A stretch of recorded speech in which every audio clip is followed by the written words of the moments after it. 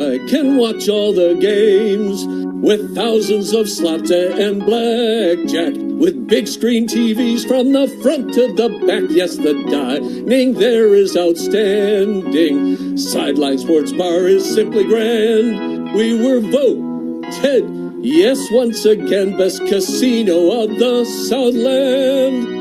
Morongo, good times. This is Morongo Casino Dodgers on deck. On your home for LA Dodgers baseball.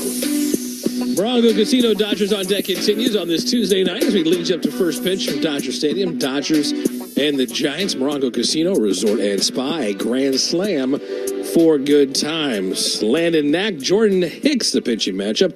First pitch coming up at 7:10. This is the LA Dodgers Injury Report. Presented by UCLA Health, the official medical partner of the Los Angeles Dodgers. Dodgers slowly starting to get guys back. Tyler Glasnow will be back tomorrow. Mookie Betts still on the IL to fractured left hand. Yoshinobu Yamamoto on the IL to strained rotator cuff. Walker Buehler is with the team and working his way back, throwing a bullpen session. More on that coming up. Michael Grove on a rehab assignment with the lat soreness. Max Muncy still quite a ways away. Clayton Kershaw scheduled to make his season debut coming up on Thursday in the series finale. All right, let's head back out to Dodger Stadium and check in with the Dodger skipper. Anything else for Dave? Dave, do you think... questions for Dave? Dave, can you just describe... Dave, can you talk about the pressure? In the dugout with Dave Roberts. I think the thing with Landon is, certainly there's pitchability. There's a 4-pitch mix in there with really good command. And the challenge for him has always been that he eases into the game.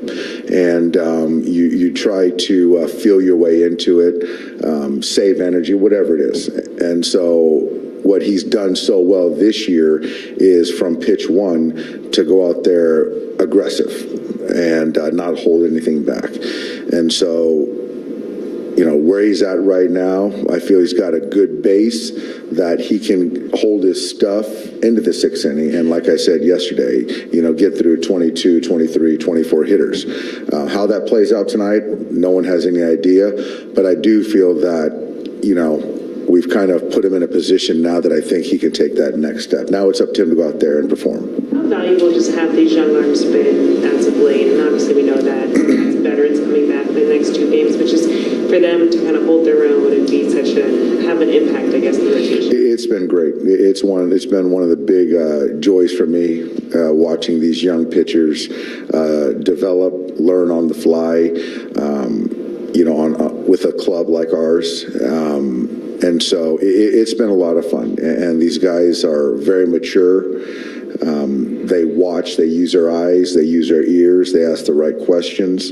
And, it's translating to performance. And so I think that, in the short term, near term, and in the long term, things are looking pretty good for us. So do you technically have a 6-man rotation right now? Is that kind of how you... Technically right now, but I don't think we're trying to get too far ahead of it. Obviously, we got Landon going tonight. Then we've...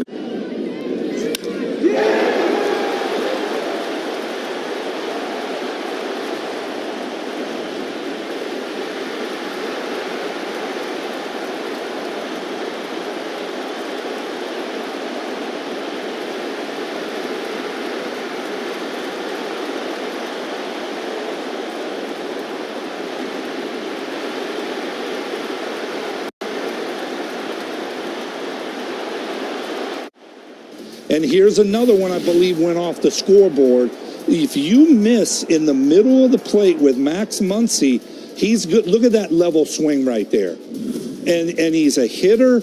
But what I love, watch him drop. What he does is he moves his hands and he loads into the back leg. Here you see the knob facing the catcher, which I really love because that's the power position for any power hitter. Can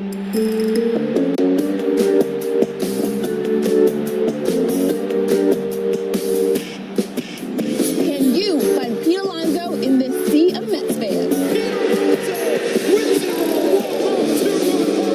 And Alonzo drives one deep left field, and it's out of here. Pete Alonzo with his 2nd home run of the day. Pete Alonzo keeps on raking.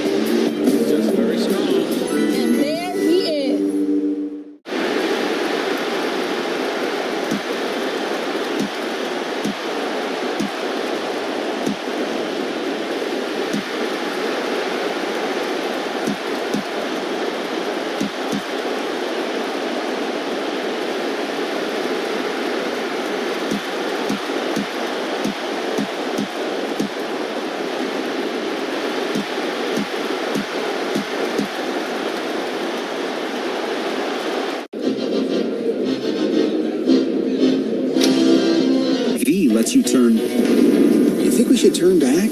Into full steam ahead. And with the affordable Equinox EV, keep an eye out for the next Charger, kids. Becomes get comfortable, kids. We'll be home in 4 hours. For all kinds of summer adventures, Chevy's got you. Well-qualified buyers get 1.9% APR on all 2024 Silverado 1500, Blazer EV, Equinox Trailblazer, and Colorado models. Together, let's drive at your Southern California Chevy dealers. 1.9% APR for 36 months. Monthly payment is $28.60 for every $1,000 you finance. Example down payment 17%. Must finance with GM Financial. Some customers may not qualify. Not available with lease and some other offers. Take new retail delivery by 7/31/24. I can afford to follow my dreams. I can afford to do whatever I put my mind to. I can afford college. Start your future at a California community college. Financial aid is available to help with tuition, books, and sometimes even the rent. I can afford to invest in myself and my future. It's time to take the next big step. Classes can fill up quickly, so enroll today at icangotocollege.com. 46% of Americans expect to leave behind financial obligations when they pass away. So it's crucial to make sure your family is financially protected. Policy Genius helps you find the right life insurance coverage by comparing options from America's top insurers with help from licensed award-winning agents. Secure your financial future with Policy Genius. Head to policygenius.com to get free life insurance quotes in just a few clicks. That's policygenius.com. The Dodgers win! The Dodgers are one of the most successful and storied franchises in all of sports. And that's the ball game and win number 100 for the Dodgers. Winning 7 World Series titles and 24 National League pennants. Through our time, a select group of ball players have left a legacy on Los Angeles. Join us in honoring many of our team's greatest players at Dodgers Alumni Weekend on Saturday, August 10th versus the Pirates. For tickets to this special game, visit Dodgers.com/promotions. This is Morongo Casino, Dodgers on deck. On your home for the blue all season long. Leading up to first pitch, Dodgers and Giants on this Tuesday night. Landon Knack, Jordan Hicks, the pitching matchup. Series and homestand will wrap up on Thursday. Tomorrow night, Kike Hernandez bobblehead night. Let's check in with David Bassett. Joining Tim Cates on Dodgers on Deck. I accept everybody for who they are. This is Dodger Insider, David Bassett. All right, David, it's been a while since we've heard or seen.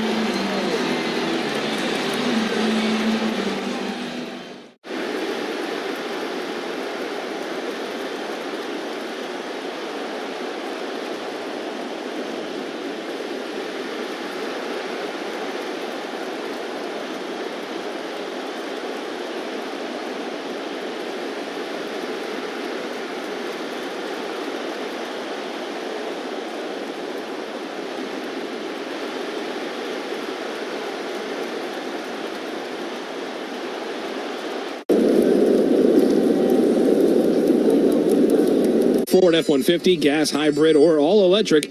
Tough this smart can only be called F-150. Next week is the trade deadline in baseball, David. How much do you think the next 5-6 days will determine who's selling at the deadline? Well, talking to a few GMs around the league today, Tim, they communicated to me that they believe the next 5 or 6 days is going to be vital for teams to decide whether or not they are buyers or sellers. And quite honestly, there are a lot of eyes on Arlington, Texas, and the Texas Rangers, who obviously are the defending World Series champions. They have had a lot of injuries to their position players. They have not gotten Jacob deGrom back. They were waiting for Max Scherzer, and right now they're under 500. They're 7 games back in the wild card race, 4 games back in a really poor AL West.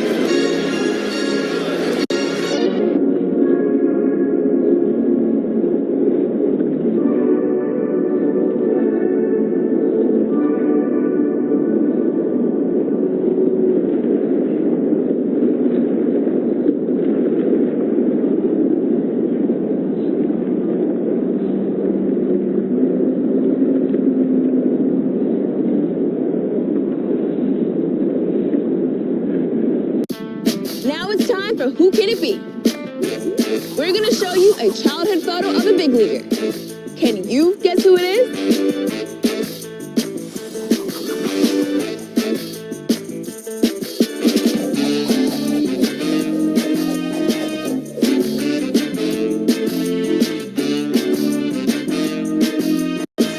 The answer is Kevin Kiermaier.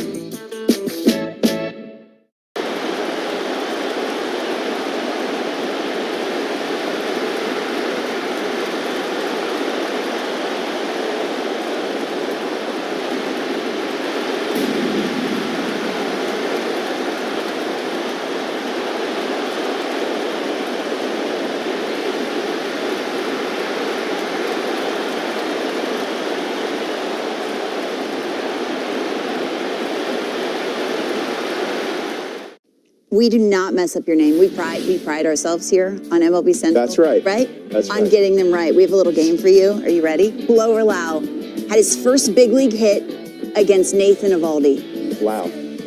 No. Oh. Your first knock's Eovaldi? Off the end of the bats. That's a nice one, though. Yeah. What were you thinking right there? Oh, this is your first knock? That doesn't count. Have you ever hit 1,000 for a year?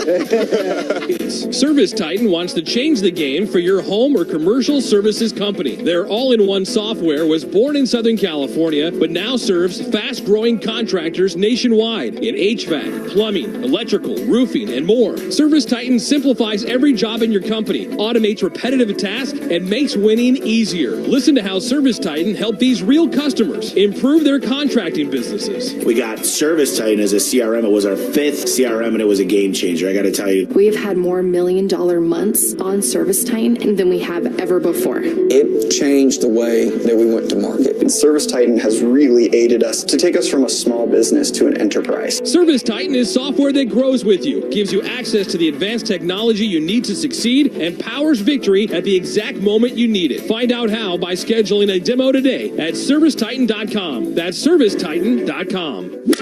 Matt Money Smith here, talking about the Galpin 10,000. Baseball terms, you're hitting for the cycle. However you want to describe it, this is a huge win. Galpin Mazda is chasing number one. They've been close. They won it. And in order to get there, they've set out to sell 10,000 vehicles over the summer. It is a monster number, but Dave Godin is in the game, and he wants to win. So he's got to make almost every deal. Anything within the realm of almost reasonable will be accepted. You know how much I love my CX-90. Check out the giant inventory, almost 600 new Mazdas at galpinmazda.com. Hop off that 405 at Roscoe, find yours, and get that win. Hey, Southern California, summer is upon us, and nothing says warm weather like baseball, barbecues, and everyone's favorite, Modelo Especial. Modelo is a reward for those with a fighting spirit, and you deserve it. It's not summer if you don't have an ice cold Modelo Especial. Modelo, the mark of a fighter. Freddie Freeman here. When it comes to our kids' health, you don't settle for second best. As a dad of 3, my family turns to California's #1 Autry Orthopedic Center at Children's Hospital Los Angeles. Visit chla.org/ortho to keep your #1 athlete healthy and in the game. As we were saying, this is Morongo Casino Dodgers on Deck on the official home of LA Dodgers baseball. Dodgers and Giants on this Tuesday night. Landon Knack, Jordan Hicks, your pitching matchup. We'll dive deeper into their numbers coming up in just a little bit. We'll also hear from Gavin Lux. First pitch coming up tonight at 7:10. hot dogs here. Not a ball game without a hot dog. Who wins a hot dog? It's time for the Hoffy Magical Moment. It's magical. It's magical. Presented by Hoffy Hot Dogs. Well, we go back 4 years ago today, July 23rd, 2020. It was opening night for the Dodgers. Yeah, it was that year that was shortened by COVID. The Dodgers taking on the Giants in what was the season opener 4 years ago tonight. What a night for Kike. That's a relatively new addition to baseball. Here's the 2-2 Hernandez with a fly ball to deep left field. It is way back, and it is gone. A home run. The crowd is going crazy. 2-run shot for Kike Hernandez. It is now 8-1. Kike Hernandez with the home run. He went 4 for 5. alive with 5 RBIs as the Dodgers won it 8-1 on that opening night 2020, 4 years ago today, July 23rd, 2020, Dodgers and the Giants. This Hoffy Magical Moment brought to you by Hoffy Hot Dogs, a SoCal treasure for over 100 years. Visit HoffyBrand.com to find out where you can purchase Cravelicious Hoffy Hot Dogs. When we continue here on Dodgers on Deck, we'll check in with Rick Monday. No, Jose Mota. Rick's on vacation. Yes, Jose Mota. So he leads you up to first pitch. Dodgers and Giants on Tim Cates' Los Angeles Dodgers Audio Network. The exclusive home of the Dodgers. AM 570 LA Sports. Join Universal Studios Hollywood in celebrating the world-famous Studio Tour's 60th anniversary. For a limited time, step off the tram and onto the studio backlot. Explore an iconic film set. Relive movie moments and immersive photo ops. Enjoy themed food and more. Grab your theme park tickets and celebrate 60 years now through August 11th. Visit UniversalStudiosHollywood.com for details. Medi-Cal renewals are happening now. All members' eligibility is reviewed once annually, and everyone's renewal date is different. You can check your renewal month in your online benefitscal.com account. If your current address, email, or phone number have changed, please update your information with your local county office. If you get a renewal form in the mail in a yellow envelope, you must complete it to keep your Medi-Cal. If you don't, you will lose your coverage. Visit lacare.org for more information. That's lacare.org. Sometimes in life, like in baseball, you need a spark off the bench or a late inning rally to help you win the day. Ito Inn's Oi Ocha Unsweetened Green Tea, Japan's #1 green tea, and the tea that Shohei Ohtani loves and drinks. It's the perfect source of caffeine to get you through the day and get the boys in blue through a long season. Amazing and authentic. It's the game-winning hit every time you drink it. All natural ingredients, no sugars, no sweeteners, only 5 calories. Ito In Oi Ocha Unsweetened Green Tea. Available at your local Daiso stores, Amazon, and itoin.com. At AM 570 LA Sports, we take our responsibility to Dodger fans very seriously. So serious. As serious as a heart attack. Dan Patrick in particular goes above and beyond. I am a magnanimous giver of tickets. Some other shows might say you have too many tickets to give away. Weekday mornings in the 7 o'clock hour, join the Dan Patrick Show for the Daily Dodgers Giveaway. Listen for the sounder and you're headed to Elysian Park. He's sending one lucky winner to Dodger Stadium on us. Every single weekday. Daily. AM 570 LA Sports. This is Morongo Casino. Dodgers on deck. Dodgers on deck, y'all. On the official home of LA Dodgers baseball. Leading up to Dodgers and Giants on this Tuesday night, Landon Knack, Jordan Hicks, the pitching matchup. Dodgers winners of 4 in a row.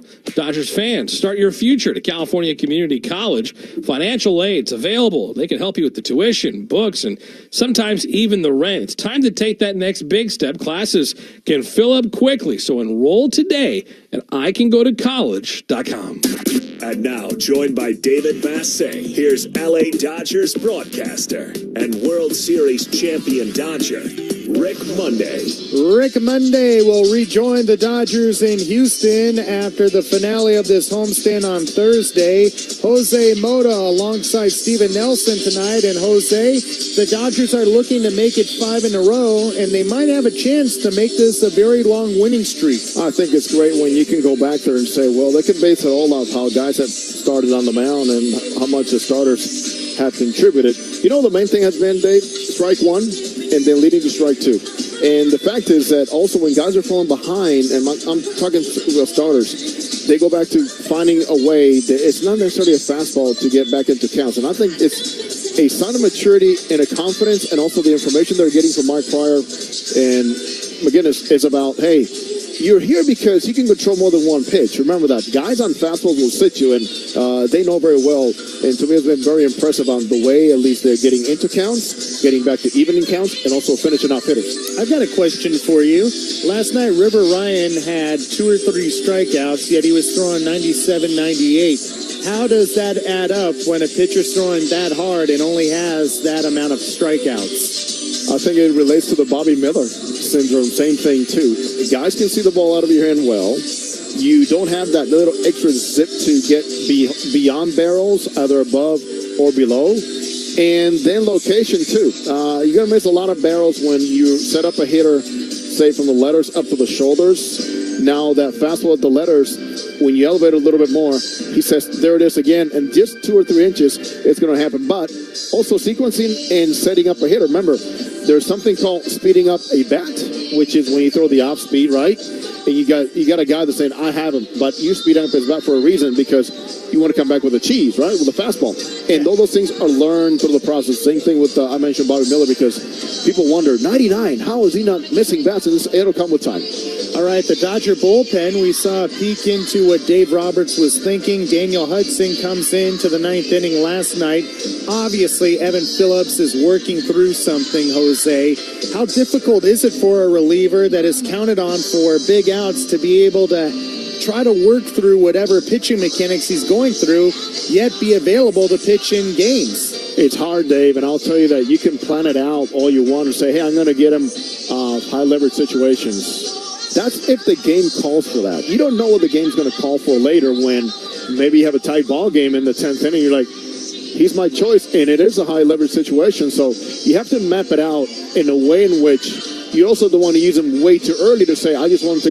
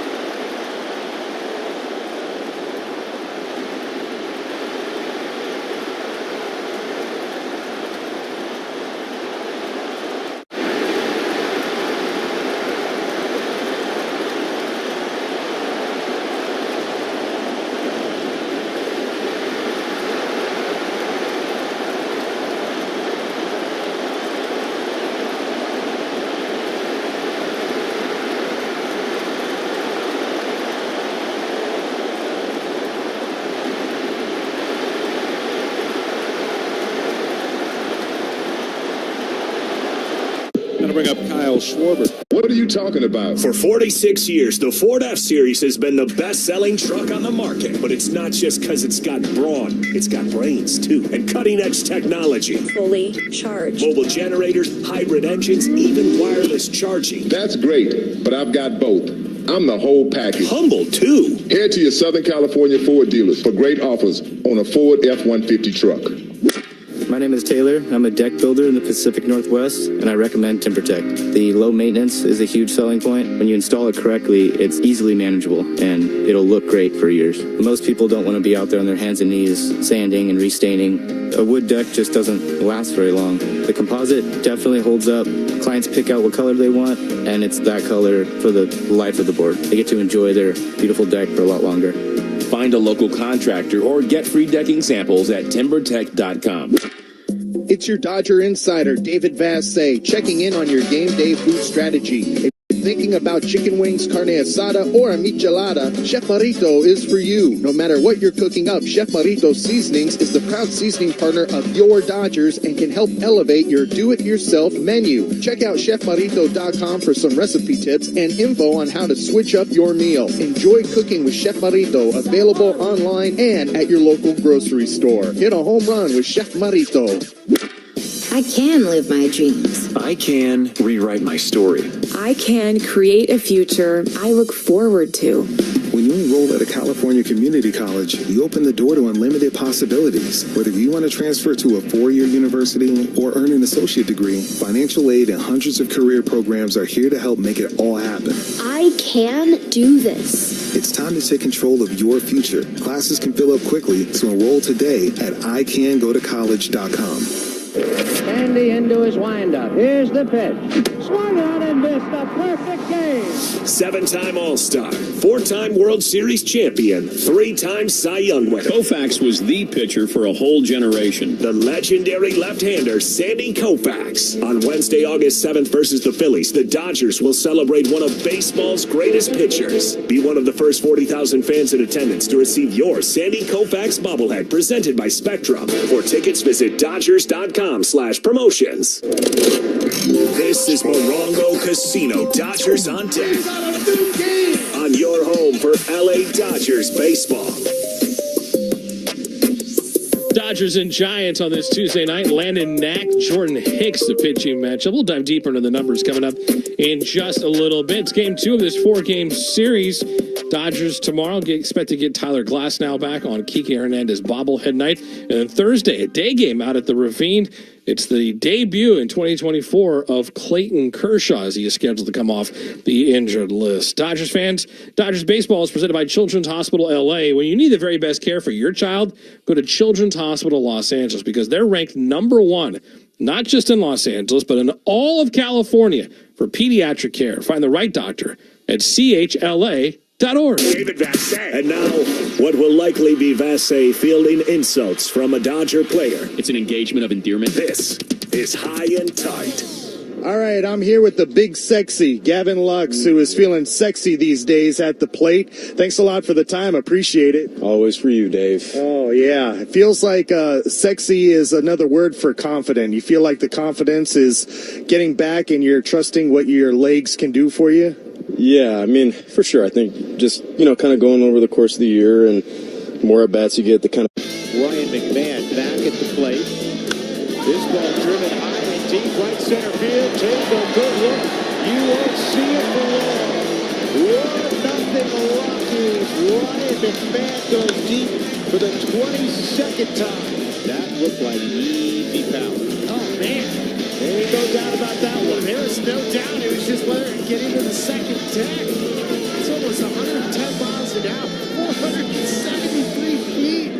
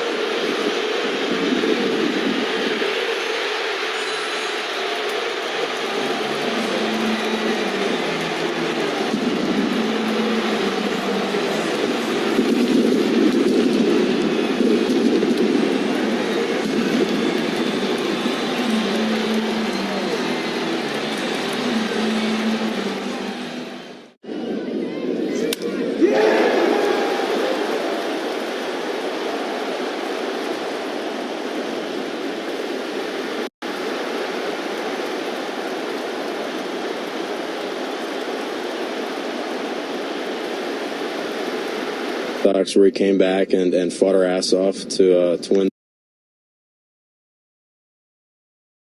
those ones. And then even yesterday, Teo with 3 huge hits, and just little things like that over the course of the year. You just try to keep saying to ride the wave, and I think our team's doing that, and we're going to get healthy at the right time, and then hopefully just keep rolling like that. Gavin Lux, that's what he's been doing, fighting his ass off every day. Yeah, and out here, you're out here every day since the beginning of spring training trying to get better. Can you describe the level of accountability you have for yourself and your teammates have for each other? Yeah, I think, no one's harder on ourselves than we are internally as, individual players. So, we, as a team, I think, the work ethic is contagious. I mean, you look out on the field every day. Kike's out here early. Mookie's out here early. Vargy and Pajes are out here. Everyone's out here early getting stuff done. And, I think you look around the league and not every team is like that. So I think just the work ethic is contagious, and I think we just kind of feed off that from each other. All right, Gavin. Thanks a lot for the time. Appreciate it. You're dripping sweat before first pitch. You got a game tonight, and look how much work you put in already. Already. Win every day, baby. Win every day. Love it. Gavin Lux is winning the day. Thanks a lot for the time, and we're always rooting for you. Always. My guy. The big sexy Gavin Lux. We'll send it back to you in the studio, Tim. All right. Thank you, gentlemen. Dodgers Baseball is brought to you by Shaky's Pizza Parlor, the official pizza partner of the Dodgers audio broadcast. When it's game night, it's group night at Shakey's.com. Leading you up to first pitch, Dodgers and Giants. When we come back, we'll dive deeper into this pitching matchup. Don't go anywhere. I'm Tim Cates, this Los Angeles Dodgers Audio Network. The exclusive home of the Dodgers. AM 570 LA Sports. Drive into summer with a new Toyota car, truck, or SUV. There are great deals on the new Toyota Tacoma with its aggressive new look, on a new Toyota Tundra with its awesome twin-turbo power, on the adventurous RAV4 Prime plug-in hybrid with its amazing driving range. So to find the Toyota that's just right for you, see your Toyota dealer today and drive into summer. We make it easy. Toyota, let's go places. It's easy to buy or lease any new Toyota and easy to own one. Every new Toyota comes with Toyota Care no-cost maintenance. You're covered for all normal factory scheduled service for 2 years or 25,000 miles, whichever comes first. Performed by certified technicians using genuine Toyota parts. See your dealer for Toyota Care details and exclusions. Valid only in the continental U.S. and Alaska. We make it easy on you. Toyota, let's go places. Hey LA fans, it's Max Muncy. It's time to strike out illegal dumping. Strike three, you're out. Dump trash and bulky items on our streets? That's not how we play ball. Be a team player. Call your waste hauler for bulky item pickups. Together, let's knock out illegal dumping out of the park. Remember, if you see it, report it. Call 888-CLEAN-LA, 888-CLEAN-LA, or visit cleanla.com for more info. Brought to you by the County of Los Angeles. Visit cleanla.com. A message from LA County Public Works. Hey Dodgers fans, don't miss a single second of all the action. You can order your favorite food and drinks right from your seat in Dodger Stadium with Uber Eats. Plus, get $10 off 5 orders of $40 or more when you use code DODGERS10. Just scan the QR code or open the Uber Eats app, select Dodger Stadium as your location, place your order, and we'll let you know when it's time to pick up. Don't forget to say promo code DODGERS10 today for your next visit to Dodger Stadium. Terms and conditions apply. See app for details. Offer expires 11/1/2024. This is Morongo Casino. Dodgers on deck. On your home for the blue all season long. It's the Dodgers and the Giants. Game 2 of this 4-game set. Dodgers winners of 4 in a row after the All-Star break, going tonight with an 8.5-game lead in the division. First pitch coming up at 7:10.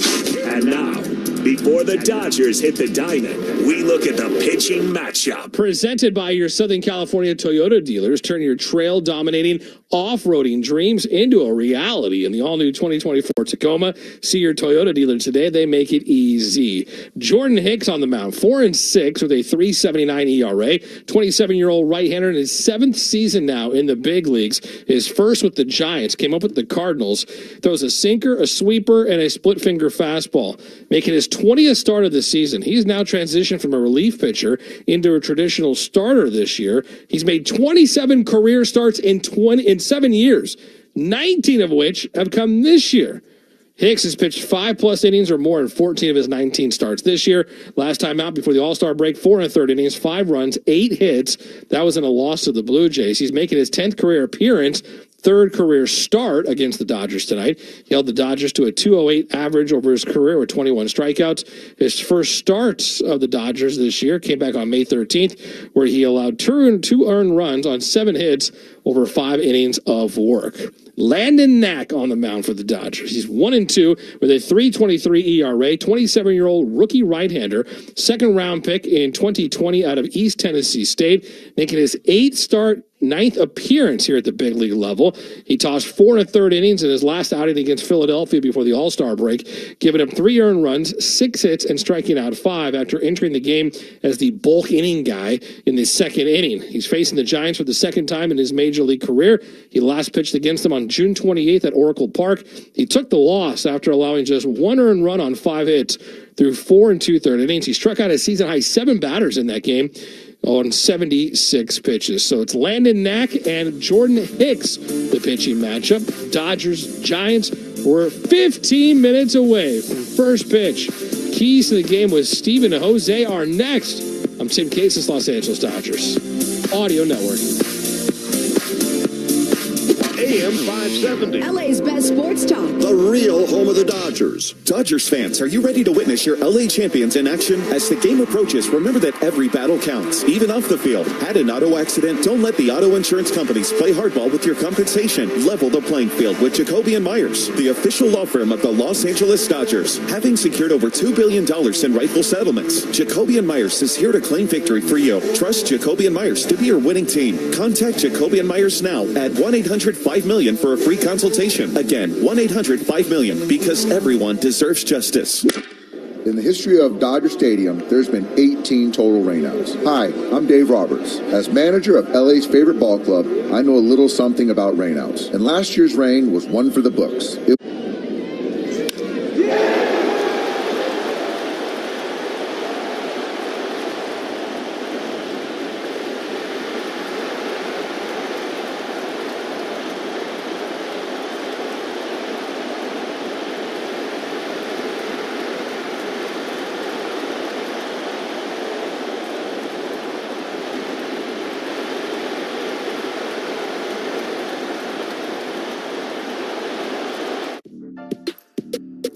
Listen, I've been following you for a while, man. Bottom line is you get your A swing off and generate a lot of pop. I just want to go.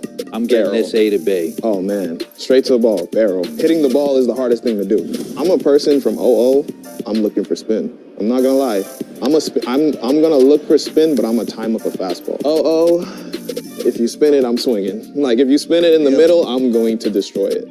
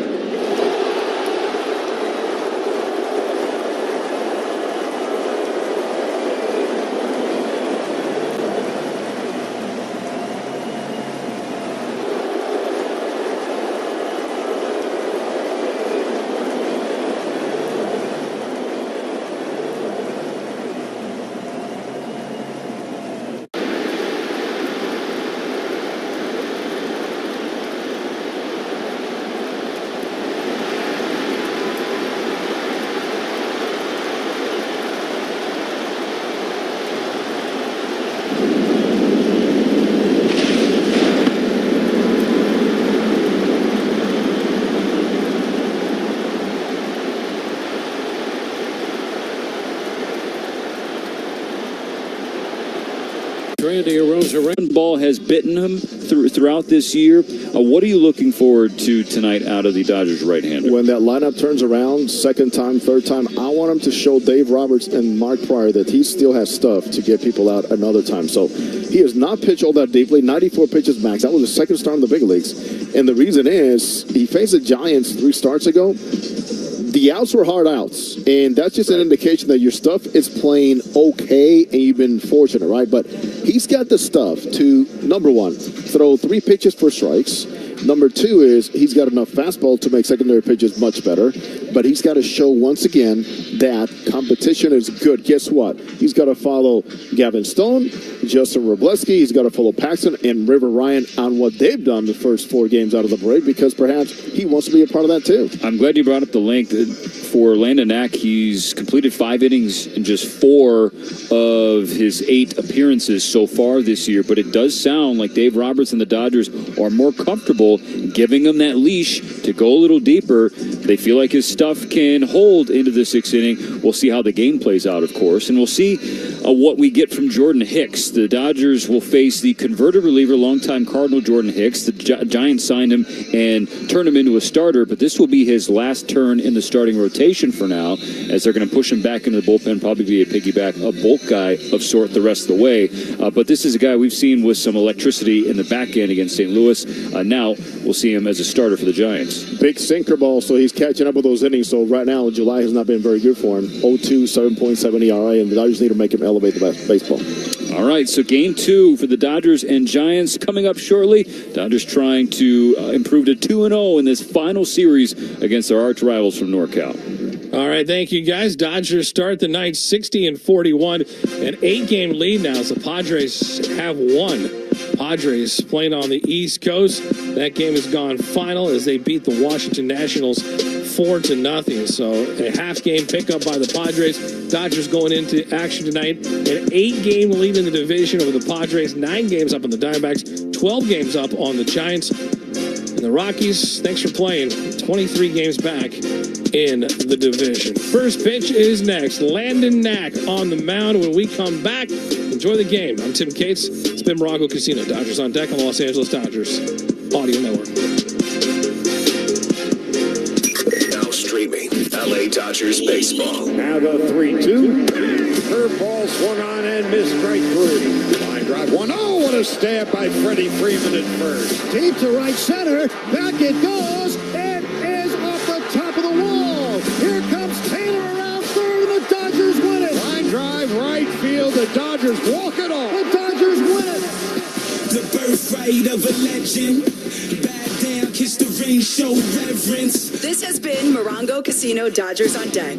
Morongo Casino Resort and Spa, the MVP for fun, food, and good times. Budweiser. This Bud's for you. First 5 California. Helping kids reach their full potential. Security benefit. To and through retirement. And LA Care. For all of LA. I can't lose, I'm a believer. I'ma change the world and give them hell till they believe us. There is not stopping. There is no rebuilding. Every year, it's a relentless pursuit of a title. First pitch is moments away on the home of the Blue. We're going to change the world. Yeah. We're going to change the world. The LA Dodgers Audio Network. This is LA Dodgers baseball. KLAC Los Angeles, KYSR, HD2 Los Angeles, and iHeart radio station. Streaming LA Dodgers baseball. It's the main event. The Dodgers. And here's another one I believe went off the scoreboard. If you miss in the middle of the plate with Max Muncy, he's good. Look at that level swing right there. And he's a hitter. But what I love, watch him drop. What he does is he moves his hands and he loads into the back leg. Here you see the knob facing the catcher, which I really love because that's the power position for any power hitter. Can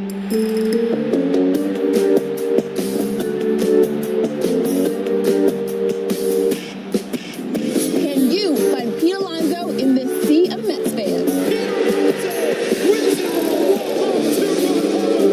Alonzo drives one deep left field, and it's out of here. Pete Alonzo with his second home run of the day.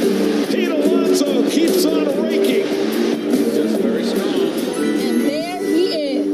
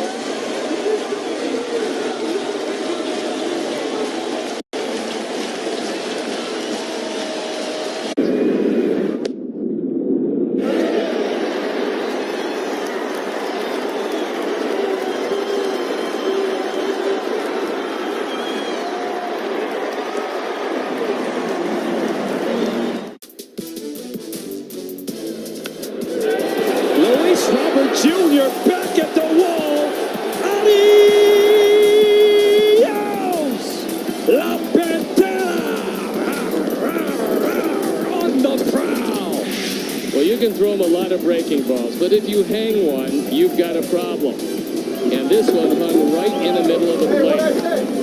Luis jumped on it and hit it a mile.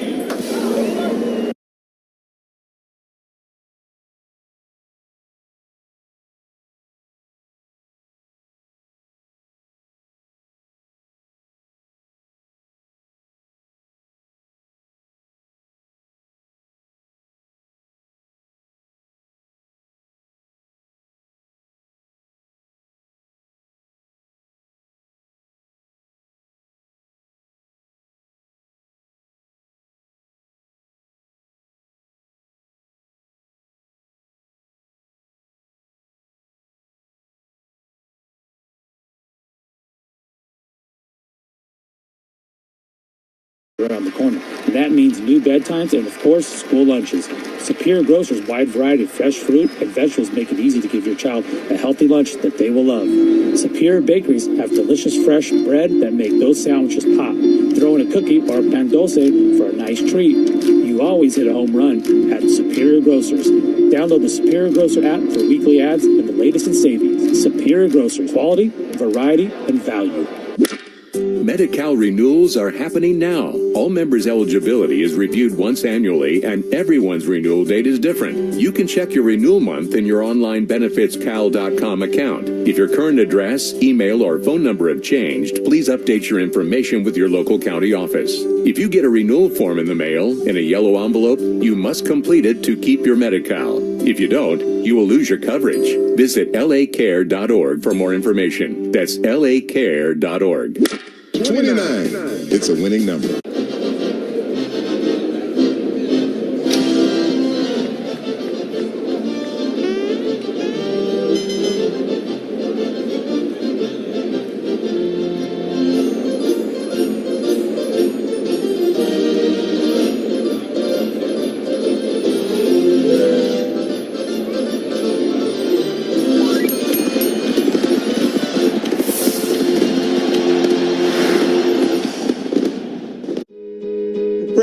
Joining the show in studio. We're going to talk hitting. What are you thinking right here? That's 95 at the very top, and I at least foul it off.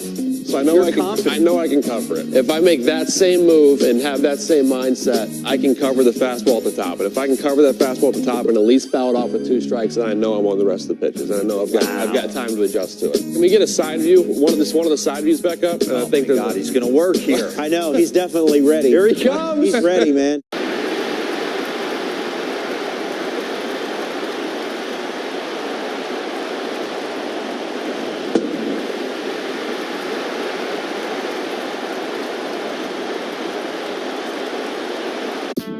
Now it's time for Who Can It Be? We're going to show you a childhood photo of a big leaguer. Can you guess who it is?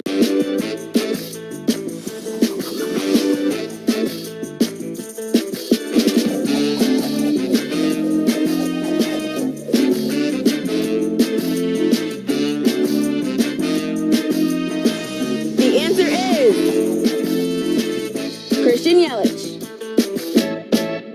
You may be listening. We thank you for joining us on another gorgeous night at Dodger Stadium. Alongside my friend Jose Mota, I'm Steven Elson, and tonight the Dodgers will try to make it back-to-back wins against the Giants and 5 straight wins overall. Let's see how the pitching goes, since that's been pretty much the standard and the sample to be followed here by Landon Knack. So it's even good to see you again here, and hopefully the Dodgers will keep this going here after winning the first 4 coming out of the break. Lineups for Bob Melvin and the Giants today, they come at 48 and 53, 12 behind the Dodgers. Jorge Soler, designated hitter. Batting second, Lamont Wade Jr. at first base. Batting third, all-star outfielder Heliot Ramos in center field. Batting fourth is Patrick Bailey, swinging the bat well, the catcher.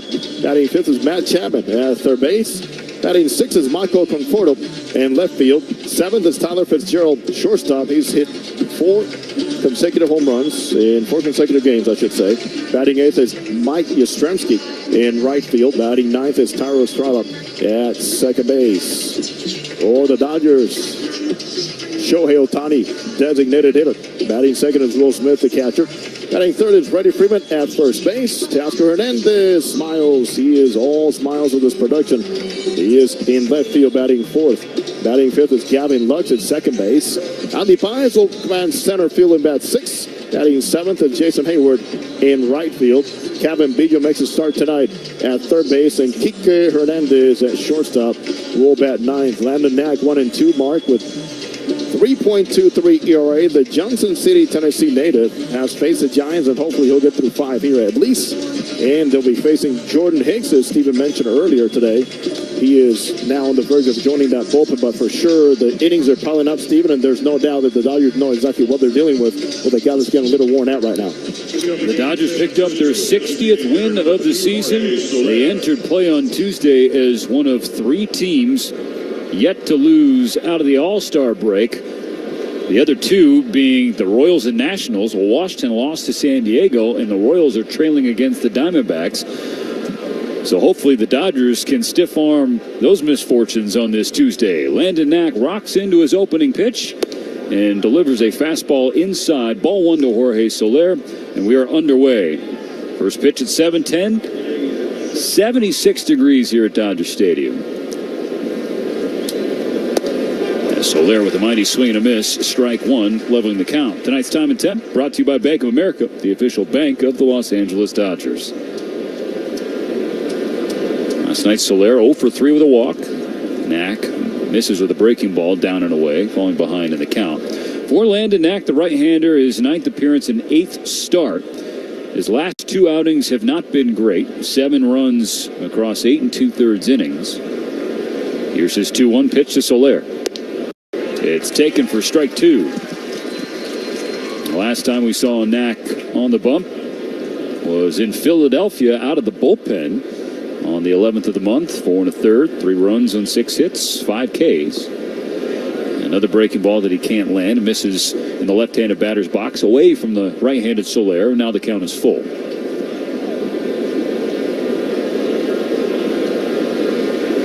Here's the payoff. And Soler is jammed and fights it in the air. Routine fly ball in left center where Andy Páez is waiting. By design or not, that was actually a good pattern to pitch on a guy like Jorge Soler. Big swing, sometimes a little stiff arm, and to finish it inside just allows him to, as he times that fastball again, has enough carry inside to tie him up. Well, Jose, you talk about the Dodgers getting lengths on their starters, and tonight Landon Knack. He's completed 5 innings in just 4 of his 8 appearances so far. He's recorded an out in the 6th inning just once. Misses up and away to Lamont Wade Jr. The first baseman takes ball 1. It all comes back to good starts within his starts for Knack. He's given up 4 earned runs in first innings across 7 starts. He's fallen behind Wade, 2 balls, no strikes. And on top of all that, too, Stephen, is the fact that now he measured barrels and exit velocities, and they're quite high against him. Foul ball straight back into the net. The 93-mile-per-hour offering from Knack. It's 2-1. Even though your eyes tell you something, his numbers are very good. 3.23 is nothing to be all too concerned about. There's so many things to measure nowadays that managers and people have to make decisions based on that too. Ball 3 upstairs, so back-to-back 3-ball counts to open the game for Landon Knack. Wade last night reached 3 times, a couple singles, a walk, and he scored once. Here's the 3-1. And Wade gives it a ride to right field. Hayward hustling after it. He's on the warning track. He reaches up and makes the catch right as he collides with the wall in the right field corner. That 5-time Gold Glove Award winner Jason Hayward made it look easy. Made it look easy because he read the swing. When he sees that barrel wrap around the baseball, there's no doubt he's got one direction to go, towards the line and back. He does a good job in the right foot going where it needs to be, and then the angle that he took to get to that corner. Landon Knack gave him a point, a salute, acknowledging that second out. Base is still empty here in the top of the first. Ball 1 in the dirt to Heliot Ramos. And it seems to me like Wade really didn't extend on that, and that ball really took off. Ramos last night was 0 for 4, and the first-time All-Star has struggled out of the break. He's in front of Knack, who misses again, ball 2. Yeah, you mentioned 2 for 16. It's almost like teams are saying, oh, you were that All-Star guy. Okay. Here's the pitch. Big swing, big miss. Fastball, 94 from Knack. Ask anybody in the Giants, who did you expect to be the all-star for you in the outfield when the season started? I don't know. They would have picked Ramos. 2-1. Ramos with the foul ball squares the count. He didn't start the season as a big piece of their 2024 campaign for the Giants, but he crushed AAA pitching and got himself a call-up. And after that, he took off in ways that nobody imagined. I don't think anybody in the Giants organization was predicting this. The 2-2 is poked through the right side beyond the reach of Gavin Lux. So a line drive, 2-out single for Ramos here in the top of the first inning. Always welcome to get the first one out of the way. Does get on base. 351 coming into this one. And that pitch right there, just a missed spot. Way too much of the play in that situation.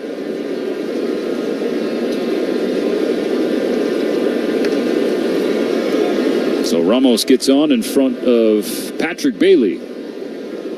A switch hitting catcher from the left side against the right-handed Knack. He's on the first base side of the rubber. Out of the stretch, he fires and gets a cue-shot foul ball toward the Dodger dugout. Good job, Will Smith. Call that changeup. Usually, veteran like Patrick Bailey, catcher himself, will go youngster first base. He just give up the hit. I'm looking fastball dead red. Well, no. Changeup. We'll execute it. The 0-1 is taken at the bottom of the zone. Ball one called. Stu Sherwater has home plate tonight. Mark Carlson, the crew chief, at first base. Jacob Metz at second. Dan Merzel at third. That was an outstanding pitch. It was a changeup, and he got squeezed on it. So 1 ball, 1 strike. A runner on, 2 out in the top of the first. No score. It's a fastball from Knack. He kind of lost his footing. He's looking back on the mound. It was a check swing from Bailey, but it did not go around, so it's 2-1. Ramos on first after the 2-out singles. The first hit all year that Knack has given up on his curveball. The 2-1 pitch. High in the air. Shallow right field. Lux going back. Hayward coming in. Jason Hayward calls for it and takes it. So the 2-out single for Ramos, stranded by Landon Knack in the Dodgers. It's a scoreless top of the first. Shohei Ohtani will lead off when we come back. Jacobian Myers is...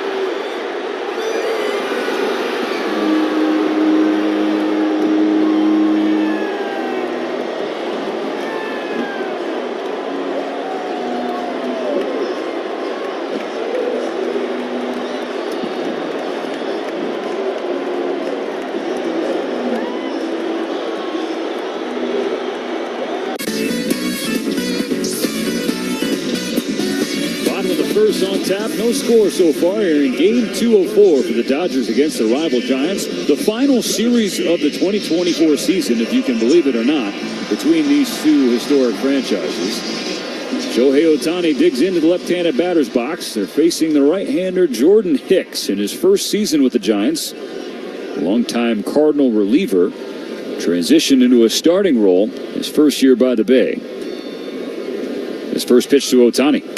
Oh, big swing, big miss. And Hicks is ahead 0-1. It's his 20th start of the season. He enters with an ERA of 3.79.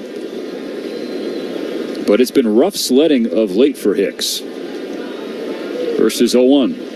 Ohtani takes this one. It's a 7.85 ERA. The 1-1. Ohtani watches ball 2. That was a close pitch on the outside corner, but Hicks didn't get the call. He is wanting that call immediately because he knows with the struggles, he needs every single inch of that plate. The 2-1. Ohtani in the air left side. It'll tail foul and square the count. And with Hicks already at 95 innings pitched, the Giants have expressed that they will move him back to the bullpen after this start. They're getting Robbie Ray back, Alex Cobb back soon, and they want to watch the right arm of Jordan Hicks. The 2-2 to Ohtani, and Shohei spoils it. Just got a piece of a breaking ball down and away. Stays alive, still 2-2. He was that split finger averages about 84. Fastball, four-seamer not used very often at 96, but the sinker is bread and butter, averaging around 94, combined with a sweeper, of which he takes a lot off of, 81 miles an hour in that sweeper. Ohtani knows those pitches. You'll see another 2-2 from Hicks. Ohtani fouls it back toward us, below our booth. Either Jose or I could make a play, but we were ready. Gotta get that glove. We were ready.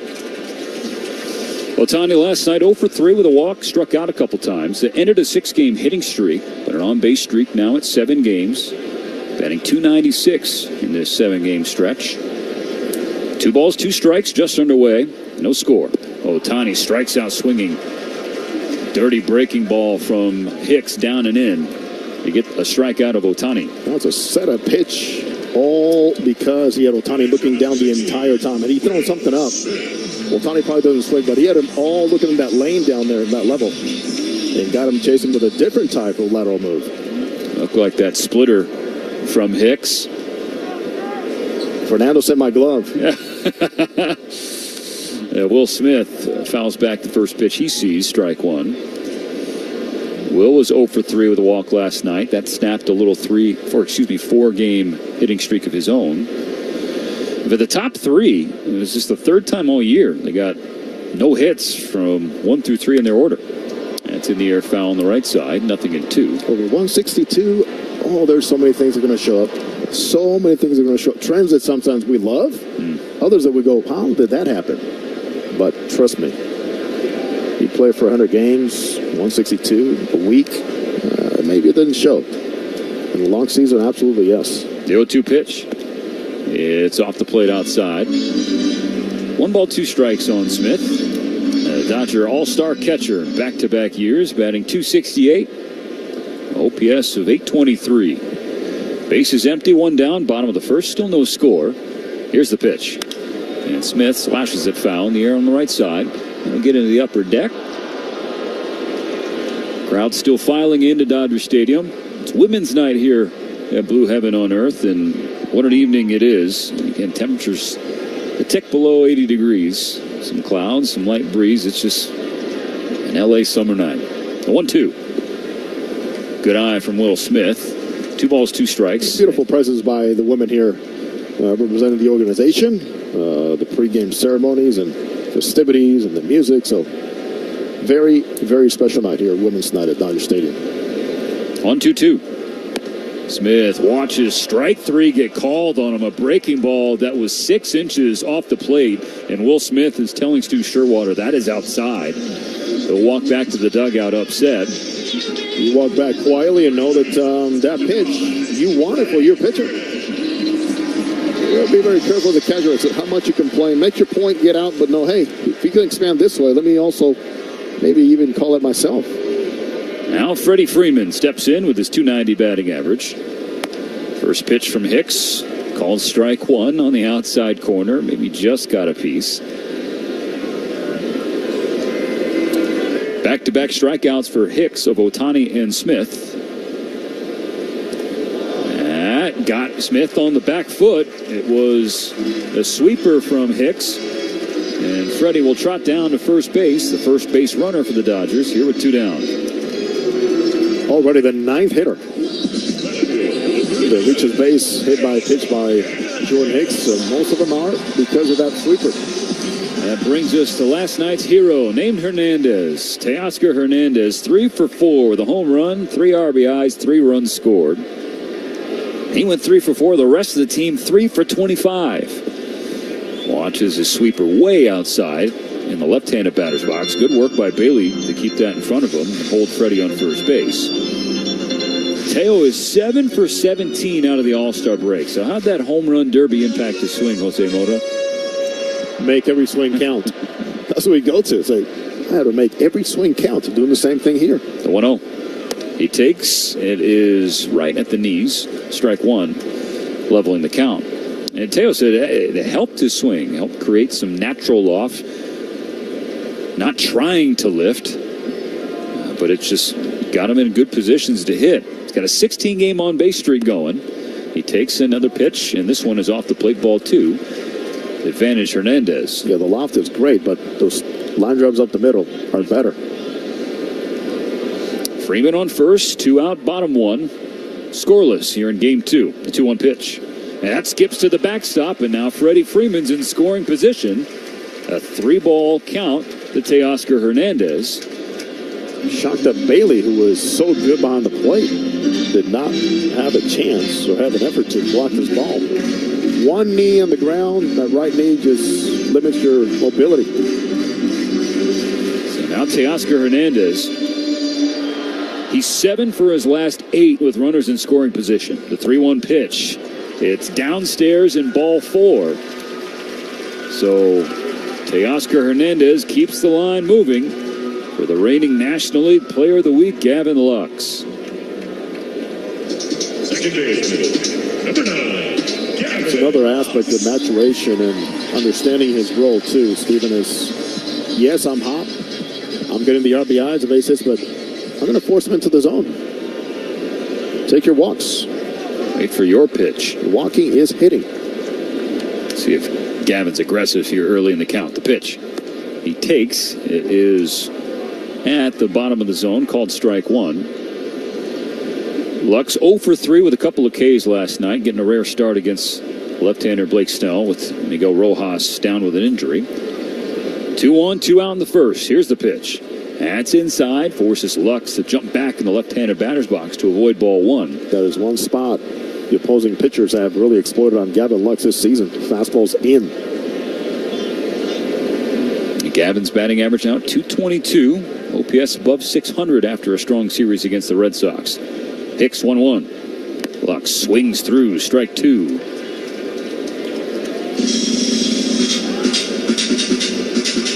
There's a scoreless top of the first for Landon Knack. The Dodgers trying to strike in the bottom of the first inning. They have Freeman on second, Hernandez off first base. 2 out and a 2-strike count on Gavin Lux. After taking time, they step back in. Hicks out of the stretch. Peeks at Freeman. Now comes home. It spikes the ball off of Bailey. Both runners going to advance. It gets to the warning track next to the Giant dugout. I don't know if Bailey didn't see it or if he's just in some pain. He's grimacing right now. So Freddie Freeman for a moment thought about coming home, but Jordan Hicks was covering home plate. Went off the right arm of Patrick Bailey, his throwing arm. Absolutely nothing he can do about this one. Totally spiked breaking ball, and after it hit the dirt around the plate, it took off high with a lot of spin. So he struck out Ohtani and Smith, then some troubles for Hicks. He hit Freddie Freeman, walked Teoscar Hernandez. A couple of wild pitches. Have 2 in scoring position. 2 balls, 2 strikes, and now the pitch to Lux. Gavin swings and lines a base hit to right field. That's going to get all the way to the right field corner and score a pair. Freeman touches home. Hernandez will follow. Gavin Lux going for 3. The throw to third is in time to get him, but the 2 runs had scored. So it's a 2-run double for Gavin Lux, breaking the ice with 2 out in the first inning. So Gavin Lux continues to swing a red-hot bat. Another extra base hit. And after 1 full at Dodger Stadium, the Dodgers lead the Giants by a pair. AM 570. LA's best sports talk. Here's O'Neal Cruz to face Fernando Cruz. There's a drive to right field, and O'Neal Cruz gets Fernando Cruz way up there beyond the right field wall. Deep into that section. 2-run shot. O'Neal Cruz hits his 11th. Fernando Cruz got the split finger down below the zone, got himself into a cripple count where he had to come with a fastball, and O'Neill Cruz got a fastball, was looking for it. 458, 112 miles per hour off the bat. A Bowser blast for Cruz.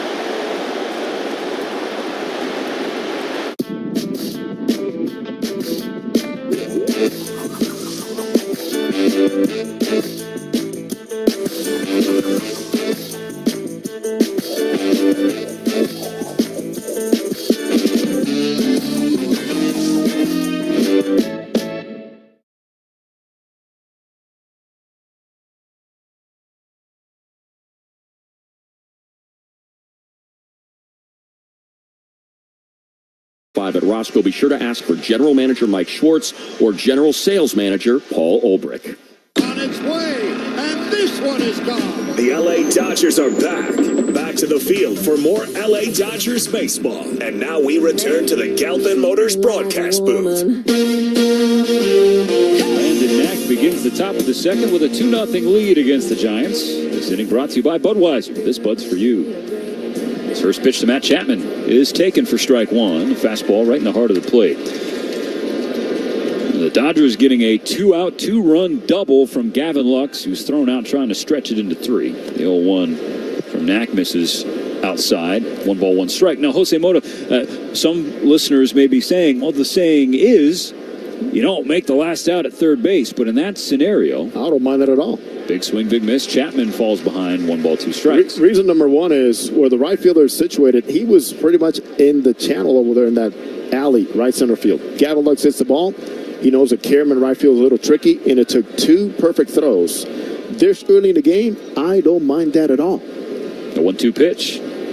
Chapman won't buy it on a breaking ball way outside. 2-2. Because he's making a team that is a little erratic when it comes down to playing catch to make those perfect throws. Now, get him a line, 5th, 6th inning, then you put on the brakes. But right there, that early, go for it. The 2-2. And that might have hit Matt Chapman. It's called off the knob of the bat. Chapman did not try out and see if they want to take a look. But again, the veteran Chapman, if anybody knows you got to sell it, it's him, and he did not. And there won't be a challenge from the Giants. So it ends up being just a foul ball. And now we'll see another 2-2 pitch from Knack. He kicks and fires. Swing and a miss, strike 3. First K for Landon Knack. First out of the second inning.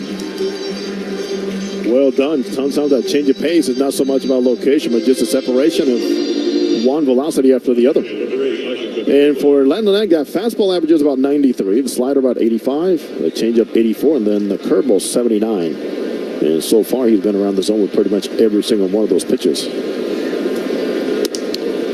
Ball 1 up and away. A fastball misses to Michael Conforto, the left fielder, batting from the left side. Conforto started last night's game, but he did not finish it. He was 0 for 2, and he was lifted for a pinch hitter. The pitch from Knack. It gets the bottom corner on the inside third, so it's 1-1. There's times, Steve, when you see somebody on the TV screen say, well, that changeup was up and he missed it. He got away with it.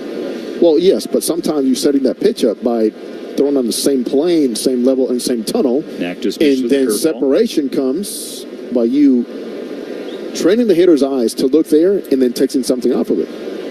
2-1 pitch, and Conforto fouls back strike number 2. So what you're talking about lends to the word that is most often thrown around by the Dodgers coaches with Landon Knack, and that's pitchability. Pitchability. And Dave Roberts said today, young pitchers are not just studying pregame and their postgames, but they're paying attention to the game, and that is huge. Reading swings, adapting to the plan at home plate in the mound, and not necessarily only on the iPad. The 2-2. And misses downstairs and inside. Full count on Conforto. All the rookies praised for being cut from the right stuff. They're using their eyes and their ears. A payoff pitch from Knack. Conforto waves at strike 3. Back-to-back Ks for the Dodgers right-hander here to start the second inning. But when you have the wealth of knowledge of a first ballot Hall of Famer in Clayton Kershaw, Mark Pryor, your pitching coach, Connor McGinnis, who's a pitching savant, and the list goes on and on of all the people whose brains you can pick. These Dodger youngsters do that. First pitch to Tyler Fitzgerald is a pulled fastball, ball 1. So many resources, especially those that are still competing at the highest level, like Tyler Glasnow, like Clayton Kershaw. Pick up their brains and see exactly what works for them. Now, know who you are and stay true to yourself, but just be adaptable. Fastball hits the outside corner, strike 1. Facing the red-hot Tyler Fitzgerald. He's hit a home run in his last 4 games. The 1-1 pitch. And Fitzgerald cranks the ball left field. Teoscar Hernandez will give it a look, but it is gone. So Tyler Fitzgerald joins Barry Bonds, Robbie Thompson, Jack Clark, and Willie Mays is the only Giants to homer in 5 consecutive games since the franchise moved to San Francisco. It's a solo home run for Fitzgerald, his 6th of the year. And now it's a 2-1 Dodger lead. In those 5 games, these have been convincing home runs. There's nothing scraping the wall out there. Pretty much by the time they leave the bat, it is a home run. But those names he's mentioned, wow. Ball 1 bounces by Will Smith. The first pitch to Mike Yastrzemski, batting with the bases empty and 2 out in the top of the second. I mean, yeah, those are legendary names that Tyler Fitzgerald has joined in Giants lore. The 1-0 from Knack, pulled foul on the right side, an even 1-1 count.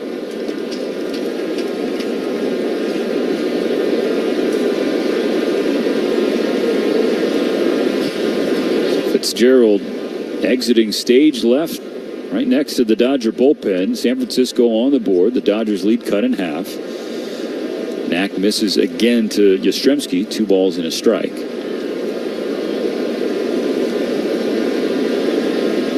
Here's the pitch. Another one bounces in front of Will Smith. It's 3-1. Now the pitch count for Landon Knack already elevated. He's at 39 here with 2 out in the top of the second. He had 20 pitches in the first. Here's the 20th pitch of the second, the 3-1. It's a check swing and tap to the right side. Smith out. He throws on the run in time. Quick reactions from Will Smith to get Yastrzemski, who is booking it down the first base line. That completes the top of the second inning. The Giants get on the board thanks to Fitzgerald's solo home run. So the Dodgers lead 2-1. Brett Rooker joining the show in studio. We're going to talk hitting. What are you thinking right here? That's 95 at the very top, and I at least foul it off. So I know I can cover it. If I make that same move and have that same mindset, I can cover the fastball at the top. And if I can cover that fastball at the top and at least foul it off with 2 strikes, then I know I'm on the rest of the pitches. And I know I've got time to adjust to it. Can we get a side view? One of the side views back up? And I think God, he's going to work here. I know, he's definitely ready. Here he comes. He's ready, man.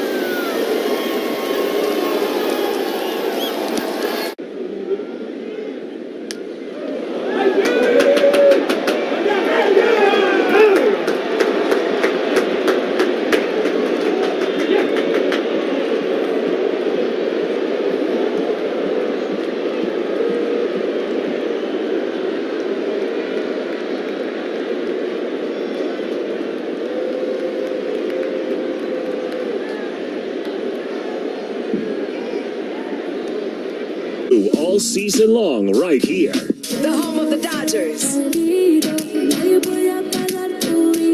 Andy Pages leads off the bottom of the second. The Dodgers on top of the Giants 2-1. Jordan Hicks fires, and Pages takes ball one. It was a 2-out, 2-run double from Gavin Lux in the bottom of the first that got the scoring started, and then Tyler Fitzgerald just got one back on a solo home run. Pages taps a strike off the plate and off Patrick Bailey, 1-1. Fitzgerald homering for a 5th consecutive game. So the Giants shortstop scorching hot. Pages wore some of that foul ball as well, so he's trying to stretch it out. He's crouching down just outside the right-handed batter's box. Pulling off of the back knee, the right knee. Now the rookie is stepped back in, staring at a 1-1 count. At the belt, here's Hicks. And Pages pushes one foul down the right field line. They expect Pages to swing a lot today because of that sinker. I mean, the 4th most swings against low fastballs in all of baseball belong to Andy Pages, who I've always described as a left-handed hitter on the other side of the box. The 1-2. Pages stares at ball 2 down on the plate. This is his 83rd game, and he's posted since he was called up in mid-April. The 2-2. Pages checks up his swing. The appeal down. They say he did go. Pages didn't think that was close, but he was rung up by the crew chief, Mark Carlson. Pages had palms to the air.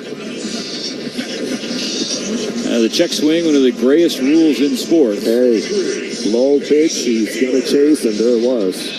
Hey, suit up for the summer at MLBshop.com and check out the largest selection of official jerseys, caps, t-shirts, collectibles, and more. And gear up with your Dodgers at MLBshop.com.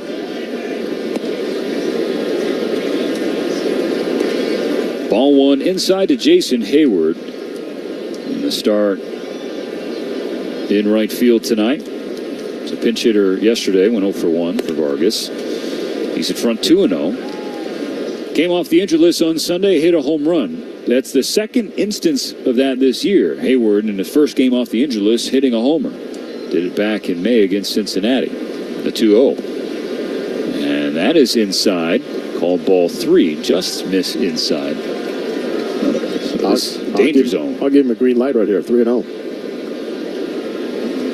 Let's see if J-Hay lets it rip. The pitch from Hicks. Hayward takes. It's a fastball and strike 1. My reasoning, perhaps the best fastball he'll see the entire at-bat and coming off the IL. Especially being give him a little freedom. In a funk like Jason is. The 3-1 pitch. This time he takes ball 4. So it's a 1-out walk for Hayward. Turn all your trail-dominating off-roading dreams into reality in an all-new 2024 Tacoma. Just go see your Toyota dealer today because they make it easy. Dodgers 2, Giants 1. Hayward on for Cavan Biggio. 1 down in the bottom of the second inning. Cavan's first action of this series. 1 for 3 on Sunday with an RBI. A fastball at the knee, strike 1. We have seen better contact from Cavan Biggio as of late, all because he's swinging earlier. You know, in 153 at-bats, he's made contact on the first pitch 20 times. The 0-1. That's a slow roller to left side. Chapman picks it up, throws the second for 1, and the slide from Hayward prevents the turn from Fitzgerald. Awkward slide because he went head first, not thinking that Chapman's going to make the throw to second base. And Fitzgerald made contact with him, and the shortstop was quick to check on Jason Hayward, who's now trotting off the field. Dino Ebel giving him a pat on the back as well, and a little gingerly is Jason Hayward. So Biggio now on first base. 2 out in the inning. Kike Hernandez, the last of the Dodger order. First pitch to him. Clips the outside corner, strike 1. Well, last night, Kike, a big double. It was a gift wrap double. The miscommunication in left center field from the Giants. Came around to score. Go ahead and run in the 8th. Here's his 0-1 pitch. Hicks gets a bouncer foul on the left side. You know, when you're scuffling, I mean, you welcome those so much, and at some point you go, I'm putting a lot of work in, and I need to see results. know, sometimes a pat in the back that says, hey, nice at bat, good contact. You're like, I'll take the jam shot just to get a base hit. And when those gifts come like that, oh my goodness, are they welcome. It's behind 0-2 with 2 out in the second. Hicks delivers. Kike watches ball 1 tumble outside. You can definitely run on Jordan Hicks. 11 stolen bases allowed with him on the mound in 11 attempts, even though his catcher is one of the best in the game with his pop time. Hicks stares over his front left shoulder at Biggio, the runner on first. Now he throws his 1-2. Kike checks his swing. He's called out on strike 3 on a pitch that was low. Now, Stu Sherwater umpiring, it's a tough and thankless job, but the zone from Stu Sherwater has several Dodgers fuming early after 2 innings. Now it's time for Eyes on the Ball Player. Can you find Byron Buxton in this photo of Twins fans? He is hitting balls into absolute orbit. Best of the best status. He has done it again. It's straight for Byron Buxton. Buxton, my goodness. Hottest player whenever he's on the field. Buxton with the catch. And it's caught. Buxton catches that ball. And there he is.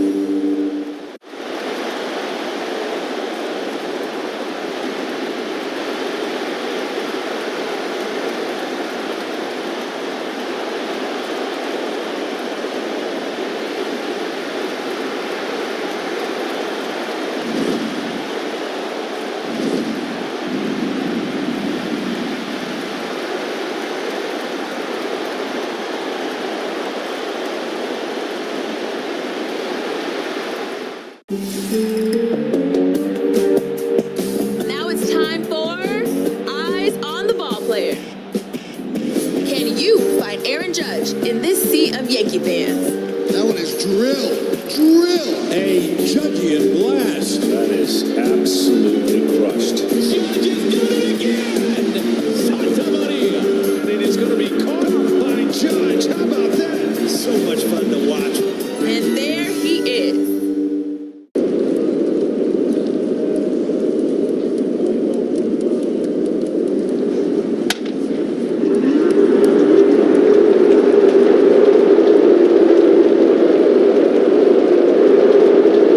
Dodgers baseball. And now we return to the Galvin Motors broadcast booth.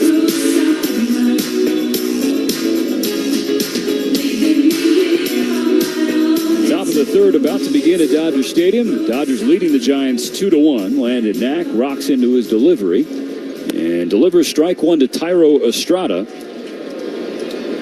Knack facing 9-1-2 in the San Francisco order. Is 0-1. Is outside. 11 the count, 1 apiece. Dodgers jumped out to a 2-0 lead. A 2-out, 2-run double from Gavin Lux in the bottom of the first inning.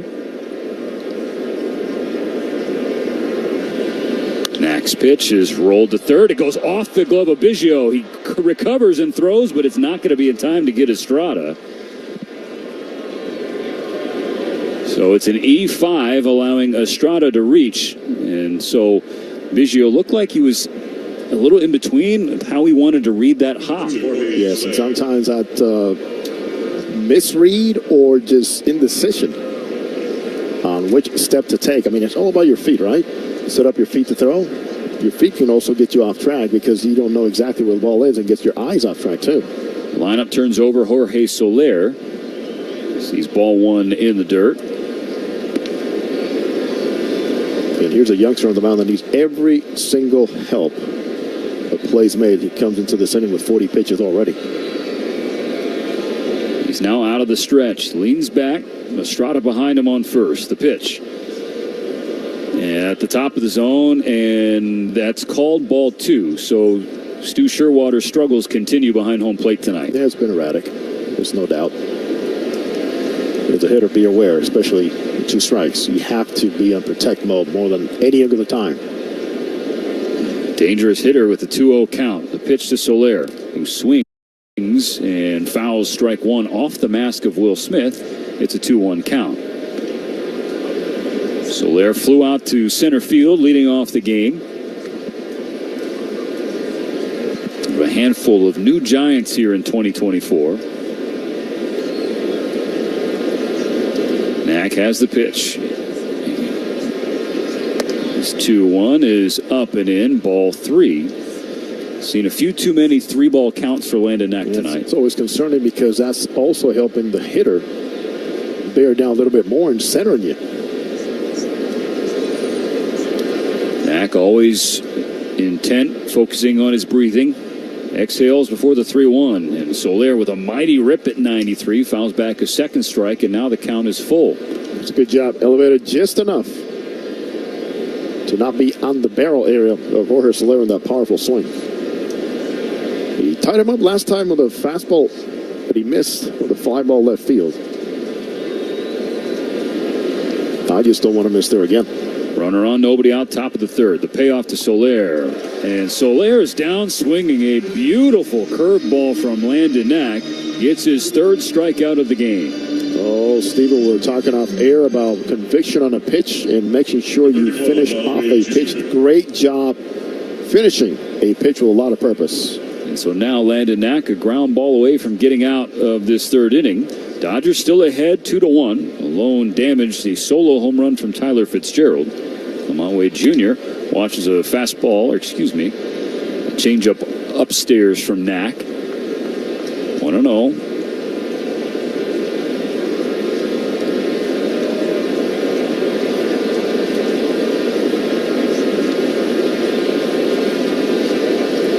Here's the pitch, and that misses outside.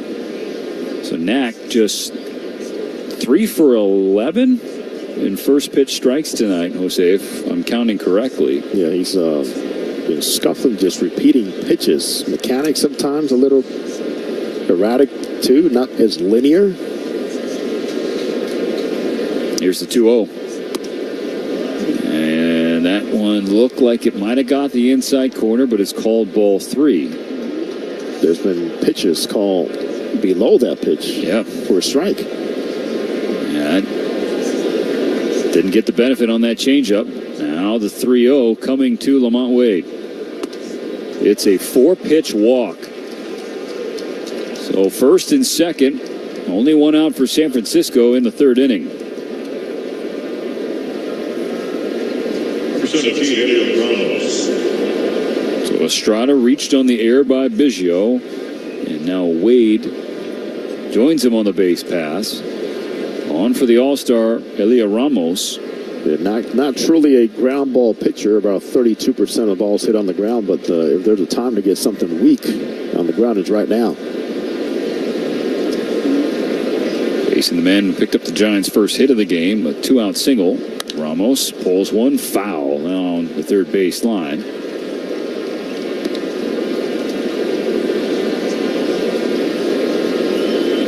Landon Knack at 54 pitches with 1 out in the top of the third inning. Dodgers ahead by 1. Trying to take the first 2 games of this final series against their rivals from up north. Knack crouches into his 0-1 pitch and loses a fastball inside. Running in on the right hand of Ramos, it's 1-1. Knack has been really good with runners in scoring position. The Giants have been really bad with runners in scoring position of late. The 1-1. A little nubber on the right side. Knack is over to field it. His throw to Freddie Freeman is low, but Freeman picks it in the dirt. Both runners advance into scoring position. There are now 2 down. Good job by the youngster. Coming in, getting set, step and throw, low throw, but Freddie Freeman has enough wingspan to take care of the rest. But there's a big pitch well executed there against Ramos. And a big pick by Freddie Freeman at first, and Landon Knack recognized it immediately as he kind of pulled that throw over to first base down.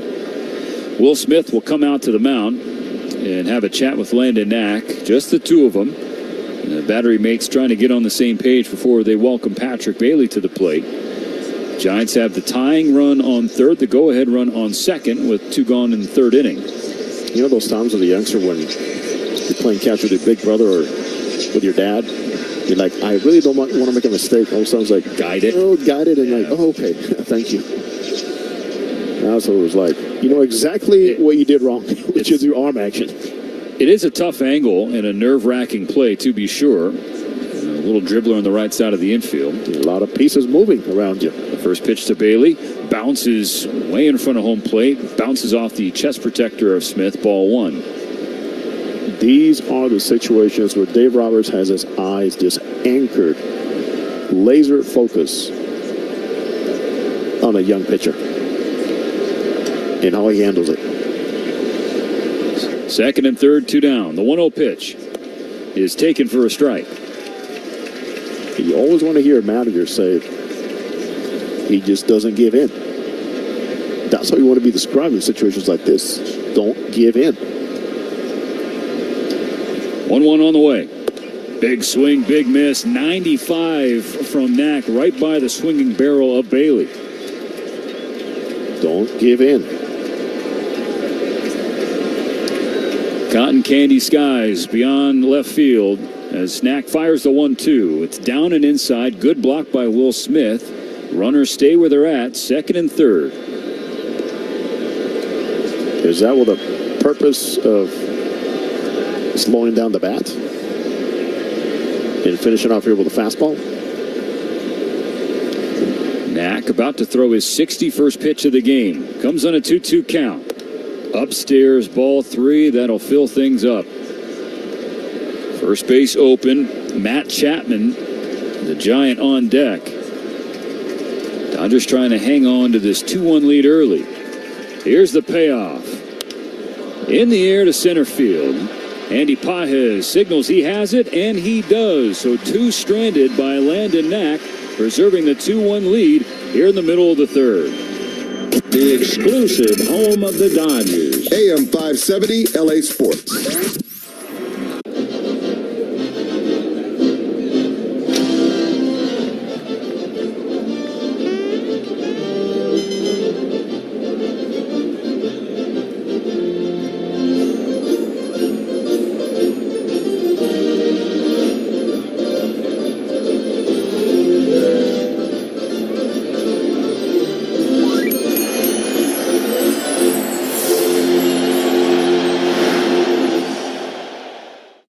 Ready and waiting. 1-0.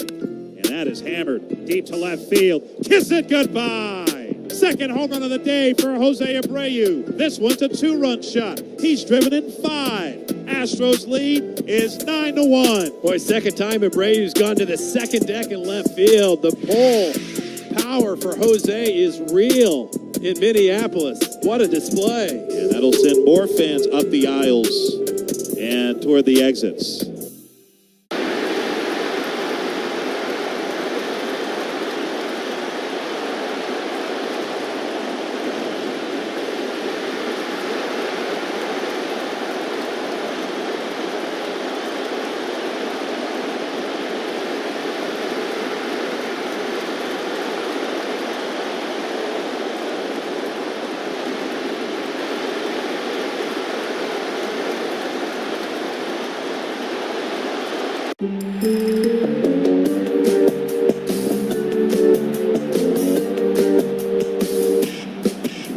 Can you find Pete Alonzo in this sea of Mets fans?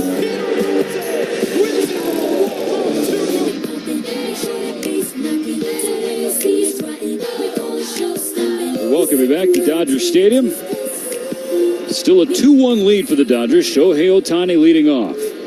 And he watches ball 1 outside from Jordan Hicks.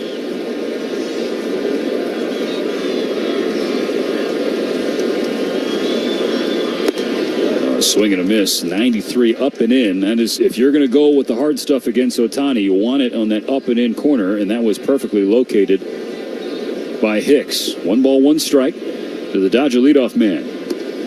That's downstairs, ball 2. A 2-out, 2-run double from Gavin Lux in the bottom of the first inning, and a solo home run from Tyler Fitzgerald in the top of the second, the scoring so far. So a 1-run lead in the bottom of the third, brought to you by AM/PM, the official convenience store of the Dodgers. AM/PM, too much good stuff. Here's the pitch. Ohtani fouls it back again toward us, but above us and to the left, no play to make. Hey, by the way, Landon Knack not giving in after the error, the walk, little erratic in and out of the zone, induces soft contact on their cleanup hitter. The 2-2 to Shohei Ohtani. And it gets him up and in with that fastball. Another swing and a miss. That is the second strikeout for Ohtani. He has thrown, dotted pretty much pitches on Shohei today. This was off the plate, 3 or 4 inches with 93, but let me tell you, this 93 with some life.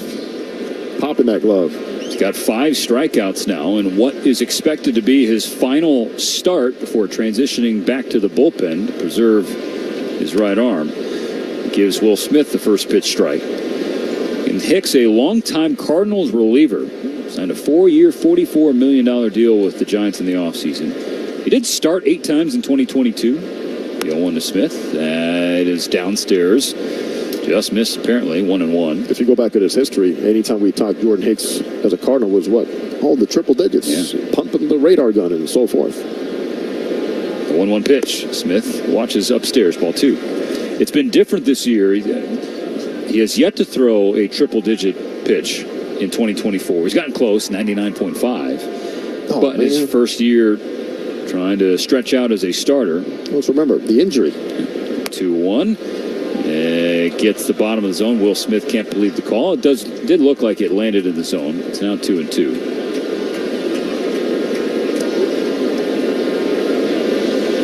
Base is empty, 1 down in the bottom of the third. Dodgers ahead 2-1. 2-2 pitch is taken by Smith. That is comfortably low, ball 3. The same Hicks, Stephen, that was averaging 100.3 on his 4-seamer last season.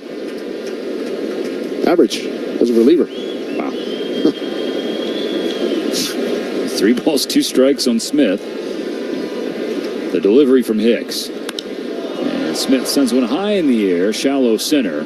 Ramos hustling in. It should be his ball. He takes it, and they're now 2 down. Dodger fans, don't miss a single second of action. Every pitch, run, and out. Uber Eats now at Dodger Stadium, so you can skip the lines and just order from your seat using the Uber Eats app. Pick up when notified and enjoy Dodger baseball.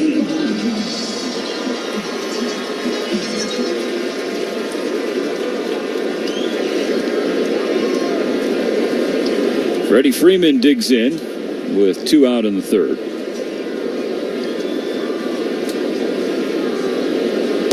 First pitch from Hicks is a fastball up and in, ball 1. The Dodgers still waiting on their first hit from their top 3 in this series. Ohtani, Smith, and Freeman have yet to record a knock. 1-0. Freddie watches ball 2 downstairs. Nice guy, Gavin Lux, moved up to number 5. And a guy that came into this game hitting 300 men in scoring position delivers immediately in that first inning. Freddie in front, 2 balls, no strikes. Here's the pitch. Freddie watches again. A breaking ball down and in, ball 3. Teoscar Hernandez patiently waiting in the on-deck circle. Once in a while, those top 3 guys also need to be picked up.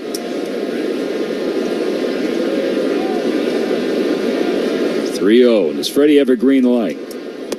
He takes, and it's called strike 1. Just clip the inside corner. That's a Landon Knack pitch he has not gotten. A couple of times.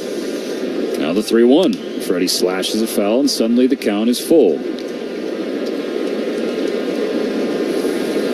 You know, when you don't see a changeup called in that lower line, sometimes the umpire gets called with velocity and a dip. If the ball stays straight, a lot of times you're not going to get that call. Fastball is much different. There's life. The payoff to Freeman.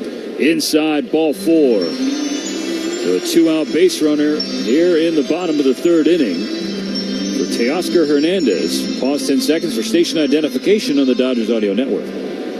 This is LA Dodgers baseball. KLAC Los Angeles, KYSR, HD2 Los Angeles, and iHeart radio station. And now there's going to be a conference on the mound for San Francisco with Jordan Hicks, athletic trainer, manager Bob Melvin, and the entire infield on the mound, as is home plate umpire Stu Sherwater. And it was Hicks himself directing his look and his index finger at the athletic trainer, the medical staff, before he even looked at his manager. As if something just didn't feel right. The 27-year-old righty from Houston, Texas. First year with the Giants has been given the all clear. Consultation on the mound brought to you by Jacobian Myers, the official law firm of the Dodgers.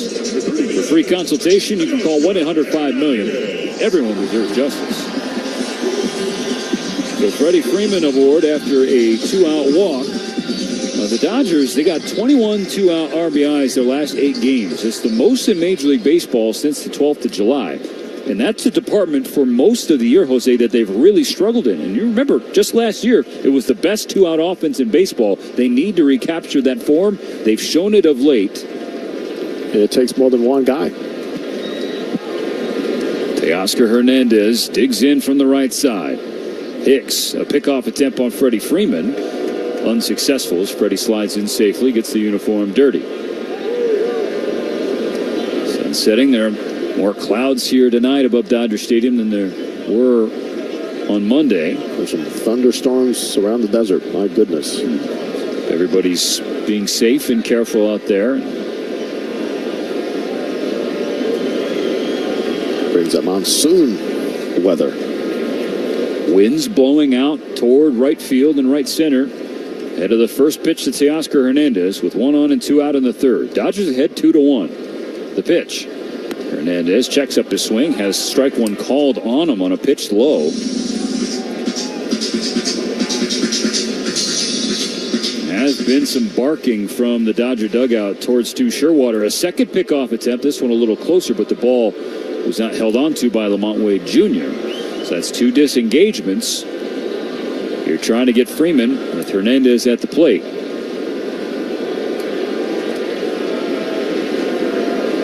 Nothing and 1 on Teo. Last night's hero. Here's the pitch. It spikes in front of Patrick Bailey. Dribbles in front of the plate halfway between the mound and home. Even after the disengagement, Stephen, did not see a Freddie Freeman getting an early lead, which is what you want to establish. Almost had like a walking lead. Not sure what he wanted to do. Even if he had a green light, not convinced that he was going to go. Wants to give Teoscar Hernandez the best chance to bring him in. Get him a good pitch to hit, too. The 1-1. Hernandez fouls back a second strike.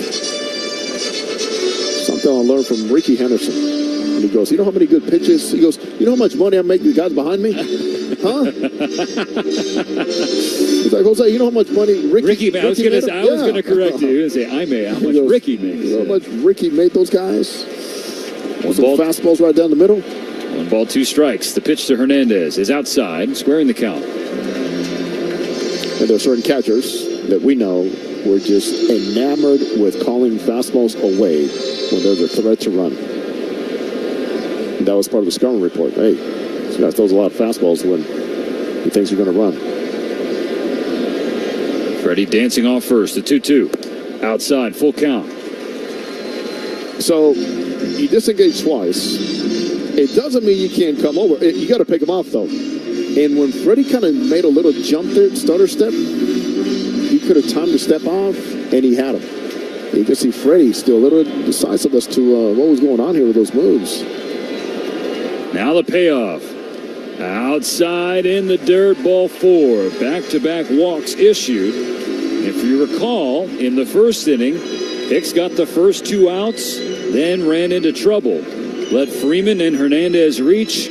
Gavin Lux brought them both in. Same scenario here in the third. Ohtani and Smith retired.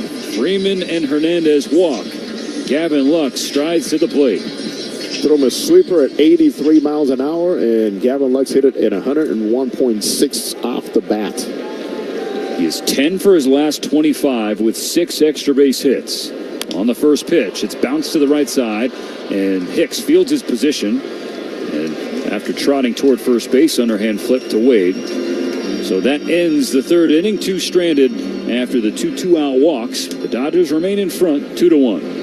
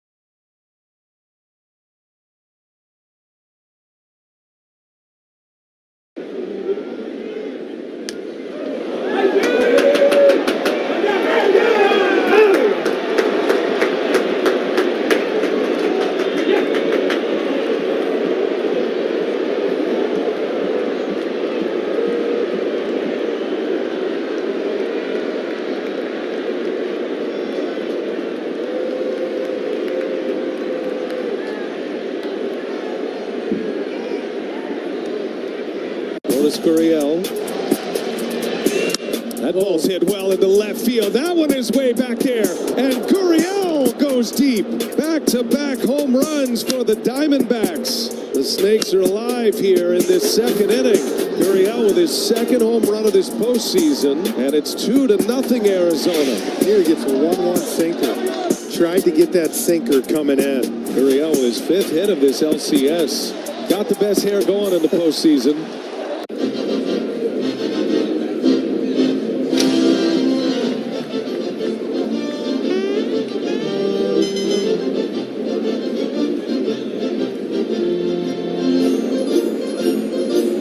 Official home.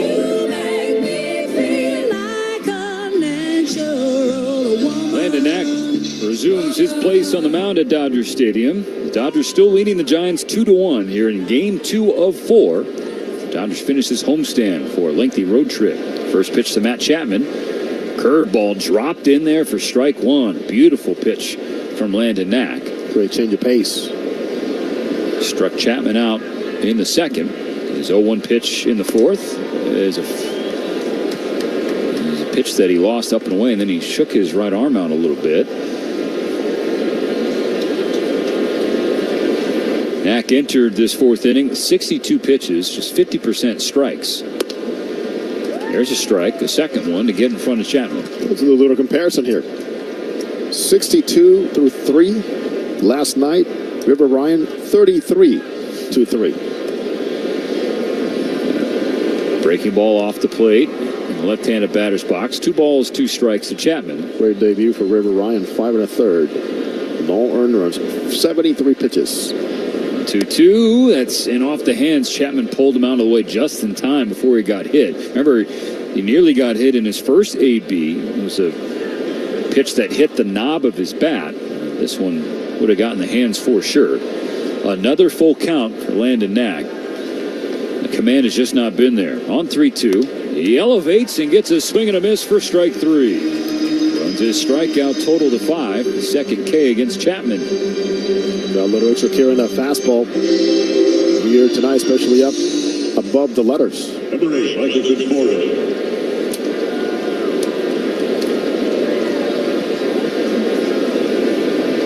Back to Michael Conforto, who, like Chapman, struck out in the second inning, his first trip to the plate.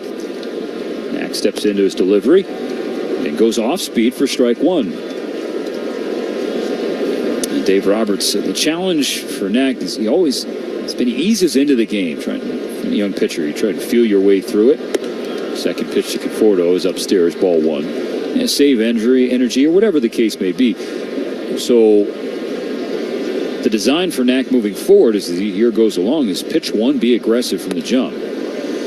Misses again with a fastball high. It's 2 balls and a strike. Yeah, now, Knack's concern, Steve, with coming into the big leagues was, I want to avoid the big inning. The big inning is what I've been chasing him down in the minor leagues. A 2-1 pitch to Conforto. Checks his swing. It's called strike 2 anyway. Avoid the beginning and avoid the long ball. Unfortunately, he was not able to do that. He gave up a solo home run to Fitzgerald, the Giant on deck. Conforto, after taking time, steps back in. 2 balls, 2 strikes. Bases empty, 1 out in the top of the 4th. A foul ball straight back in the net. A 94-mile-per-hour heater from Knack. Perhaps changing the count. Best located fastball he's had in the zone right there, 94. Right on the inner third. Yep. Just bearing in on the left-handed slugger, Conforto. Try again. Pitch from Knack. Gets a slow roller to Gavin Lux at second base. After a couple shuffles, fires to Freddie for the second out. Enhance your listening experience. Download the iHeartRadio app and listen in HD, powered by LA Care Health Plan, serving all Angelinos. LACare.org. Here comes Barry. Tyler was homered in 5 consecutive games. The first pitch here, Landon Knack misses away. So for Knack in that long ball we were referencing, first 6 starts gave up 4 home runs. Not great. The last 3 outings now, 5 homers. 1-0 is upstairs. 2 balls, no strikes. Giving up 9 home runs so far in the big leagues. 7 on the 4-seam fastball. Fitzgerald, he's locked in. He has not moved out of the batter's box. Ahead of the 2-0. Knack trying to throw off his timing a little bit. The pitch is a curveball that he can't land. 3-0 to Fitzgerald. Ties Barry Bonds the most consecutive games of the home run for a Giant hitter since 04. And Knack with a 4-pitch walk. Frustrated with himself on the mound, giving San Francisco a 2-out base runner in the 4th inning. Number 5, Mike Yastrzemski.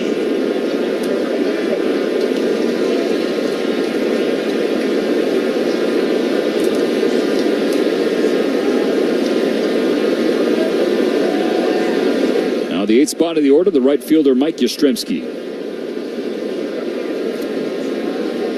Yastrzemski on the first pitch sends one high in the air to right field. A routine fly ball. Jason Hayward camped out and makes the catch.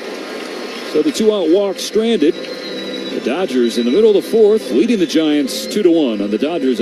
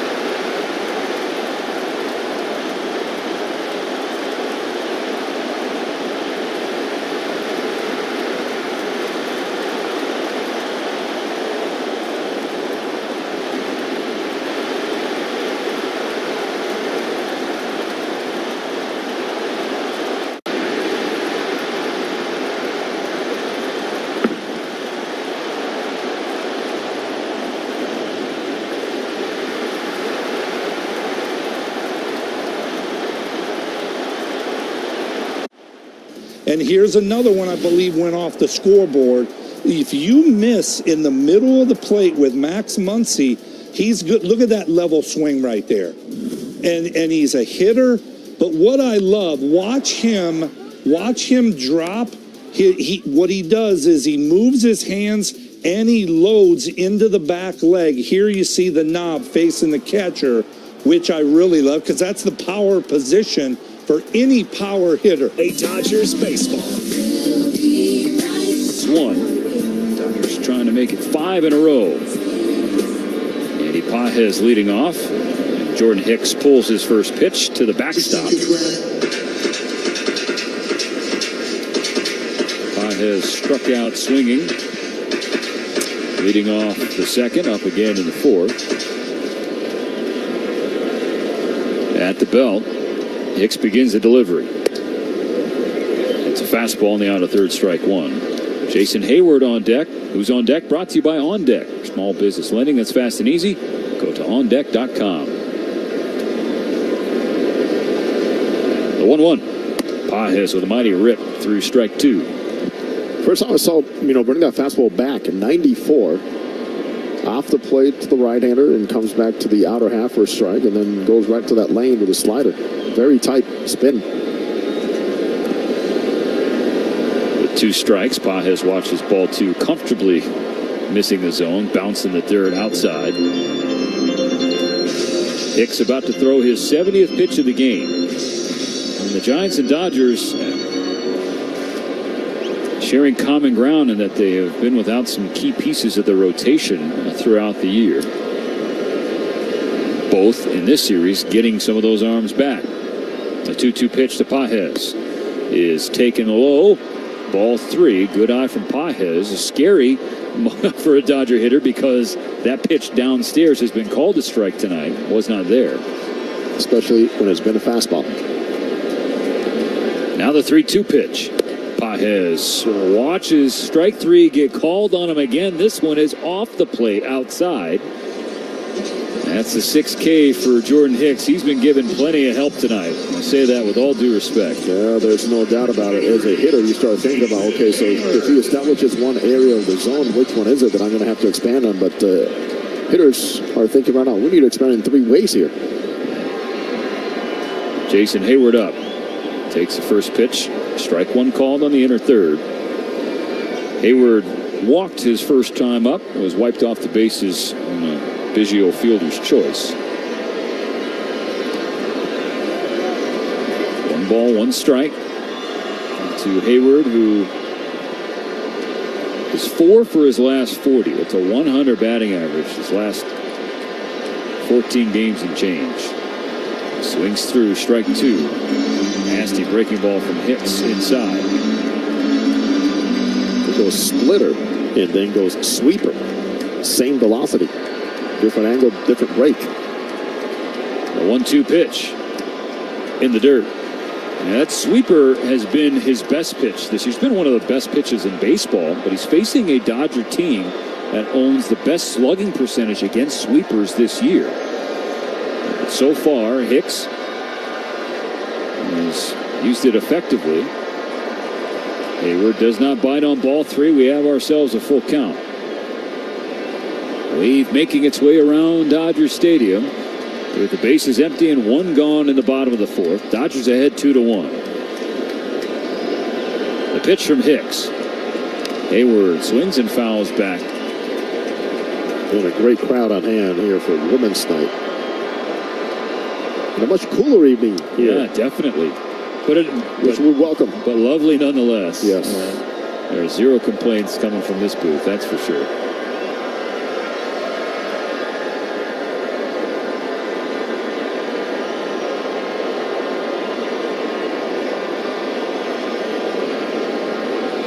Another 3-2 coming to Jason Hayward. And that nearly got him. Either way, Hayward's on base for a second time tonight. The second 1-out walk of the game. Hang on for Biggio. He tried to make that so fine on the inner half and just got away from him. And right away he goes out there and gestures with his 2 fingers pointing straight on, straight on. I just got away from my release point. Those reminders you need to have as a hitter and as a pitcher.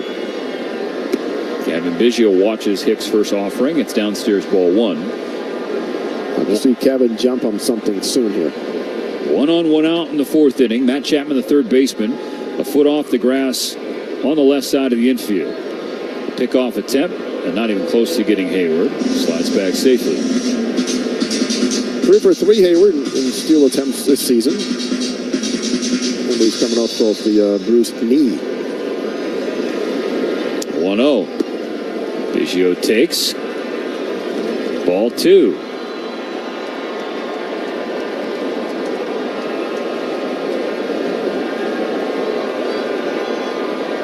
Hicks, after watching Hayward, comes home to Biggio.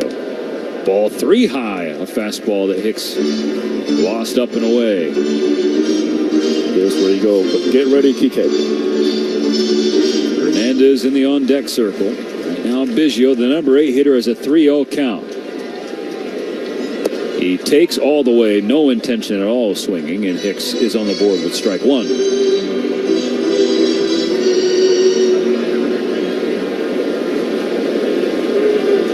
The 3-1 pitch. Biggio lets it rip and bounces strike 2 back toward the Giants on deck circle. Count is full. Let it rip just a little late. 3-1 count. Get full. Be ready on the early side. Yes. The payoff. Biggio swings, popped up left side. Chapman in front of the Dodger dugout. Won't have a play. Gets over the net, rides the net down off the top of the dugout into the dugout club. Count stays 3-2, and it's been a familiar count, not just for Landon Knack, but especially Jordan Hicks. 6 of the last 7 Dodger batters that Hicks has faced have gone to full counts. He is at 83 pitches, 84 pitches already. Considering Knack through 4 is pretty high at 79. A lot of pitches made here by the starters tonight. Dodgers 2, Giants 1. 1 on, 1 out. Another 3-2 pitch coming to Biggio. And it's another foul ball. And it hit both Bailey and Stu Sherwater. All parties are okay. and resetting. Gavin Biggio, batting this late in the order, has taken notice, we hope. Anything close, swing, especially low. Here's the pitch. Biggio grounds a base hit through the right side. Jason Hayward cuts the bag. He goes first to third. Dodgers have him cornered with one out in the fourth. That's what you call a swing with conviction right there, Steven. Let it rip. You ready to swing the bat. Early, it's better. For a guy like Gavin Biggio. Now the bottom of the order, Kike Hernandez. I'll say that's one of the best at-bats we've seen Biggio have as a Dodger. Definitely, because you talk about him, it's close, swing. That's been a problem for Biggio throughout his career. If it's been close, he takes. Too often he's been too passive. Not there. Ripped a base hit, giving the Dodgers runners on first and third. One out in the fourth inning, trying to extend this 2-1 lead before a pitch can be thrown to Kike. It looks like Brian Price, the Giant pitching coach, wants to have a chat. Another consultation on the mound, brought to you by Jacobian Myers, the official law firm of the Dodgers. Get a free consultation by picking up your phone and dialing 1-800-5-MILLION, because everyone deserves justice. I can't hear you, Dodger fans. Oh, there was a time when Brian Price was the JUL, the pitching coaches in Major League Baseball. Earned himself the managerial position in Cincinnati for a stretch. Well, in Seattle, he was absolutely brilliant. With some very good talent that he polished into great talent and results. Consultation still going. Stu Sherwater on the top of the mound trying to break it up. He has done so. The infield getting back into place. Bailey and Sherwater now back behind home plate. Kike Hernandez stepping into the right side. He struck out looking in the second inning, so he's 0 for 1. He has hits in 3 of his last 4 games in which he has a plate appearance. Big double last night. At the corners, he shows bunt and fouls it off the plate for a strike, trying to catch the Giant infielders napping a little bit. Attempted safety squeeze by Kike.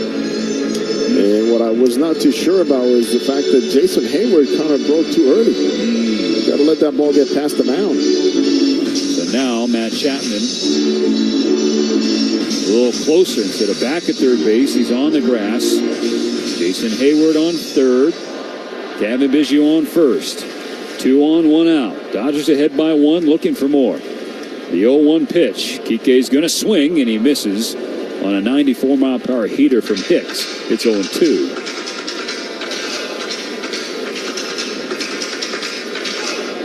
Risk situations haven't been friendly to Kike Hernandez this year.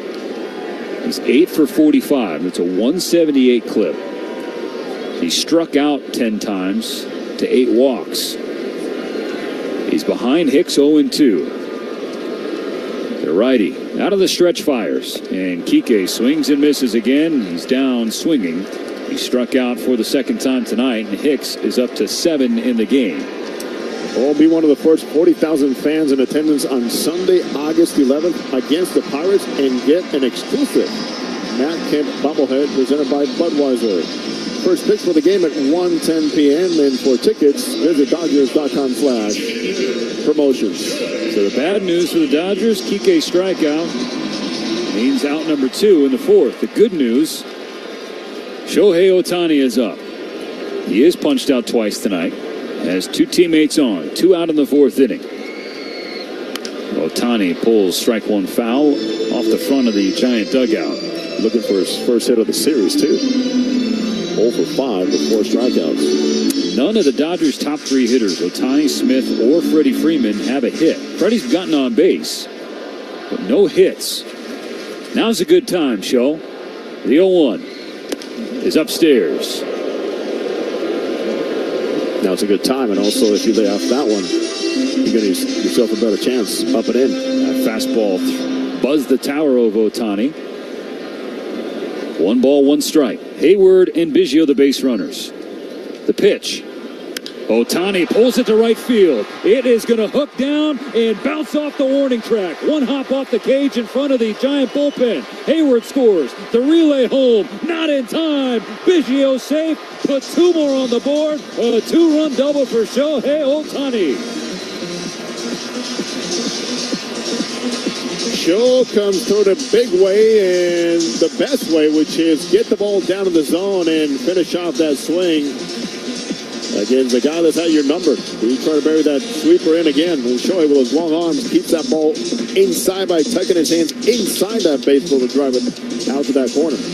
That's going to be it for Jordan Hicks. So Shohei Ohtani does get his first hit of the series. The first hit for the top three. It knocks Jordan Hicks out of the game. The Dodgers leading the Giants 4-1. Still working with two gone in the bottom of the fourth.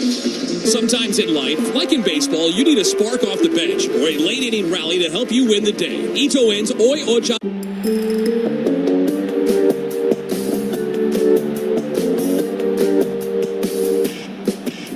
Can you find Pete Alonzo in this sea of Mets fans? And Alonzo drives one deep left field, and it's out of here. Pete Alonzo with his second home run of the day. Pete Alonzo keeps on raking. He's just very strong. And there he is. 2-2 pitch. That one started out in the middle of the plate, and Harper rips it deep to right field, and it is gone. Bryce Harper, the first home run across the pond for Philadelphia. And we're tied at 1. Let's go! Oh, beautiful celebration after the goal. The equalizer, and it's one apiece.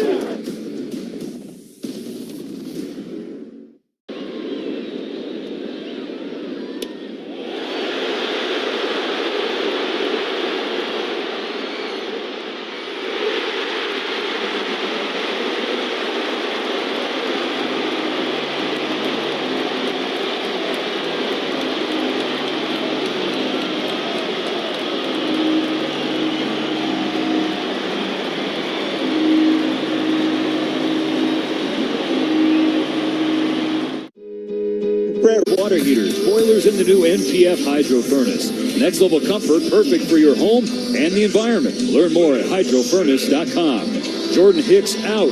Sean Jelly in. The Dodgers just saw another two-out, two-run double. It was Gavin Lux in the first. Shohei Ohtani just did it in the bottom of the fourth, so the lead is now 3. Will Smith stepping in. 23 two-out RBIs. The last 8 games for the Dodgers. A tall, lanky right-hander, Jelly, gets a foul ball off the bat of Smith, strike 1. Comes in with a 3-3 mark, 4.15 ERA in 33 games, also 49 punch-outs in 47 2/3 for Jelly. I mean, he looks like a 9-footer out there. He is that big. He pulls ball 1, leveling the count to Smith. He's listed at 6'11", 228. There's no way he's 228 with how skinny he is. But you recall, Jelly was the one who had to wear it against the Dodgers that second game in San Francisco. The extra inning game? Yeah. He scored 7 times on the extra inning game, 1 inning. It's 1-1 to Smith. Will watches ball 2. Yeah, Jelly pitched 2 innings that game. Gave up 8 runs. 6 of them were earned on 6 hits. He walked 1. Intentionally walked another. Struck out just 1. Threw 36 pitches. But the Giants bullpen was so gassed that Bob Melvin left him out there. 2-1 pitch to Smith. Will watches again. This one, it's not even close to the plate, but called strike 2. Shohei Ohtani, the runner on second. 2 out in the bottom of the fourth. 2 balls, 2 strikes on Smith. 4-1 lead. Can Smith add to it? He pokes it to the right side. It goes off of Wade, but drops right in front of him. He picks it up and runs to the bag, retiring Smith and completing the 4th inning. 4 gone, 4 on the board. The Dodgers lead by 3. This is AM 570 LA Sports.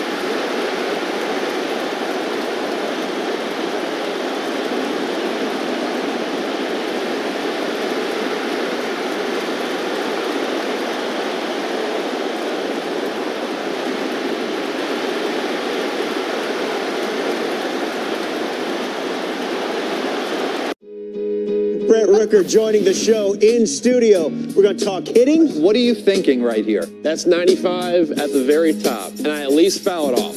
So I know I can cover it. If I make that same move and have that same mindset, I can cover the fastball at the top. And if I can cover that fastball at the top and at least foul it off with 2 strikes, then I know I'm on the rest of the pitches. And I know I've got time to adjust to it. Can we get a side view? One of the side views back up? And I think God, he's going to work here. I know, he's definitely ready. Here he comes. He's ready, man.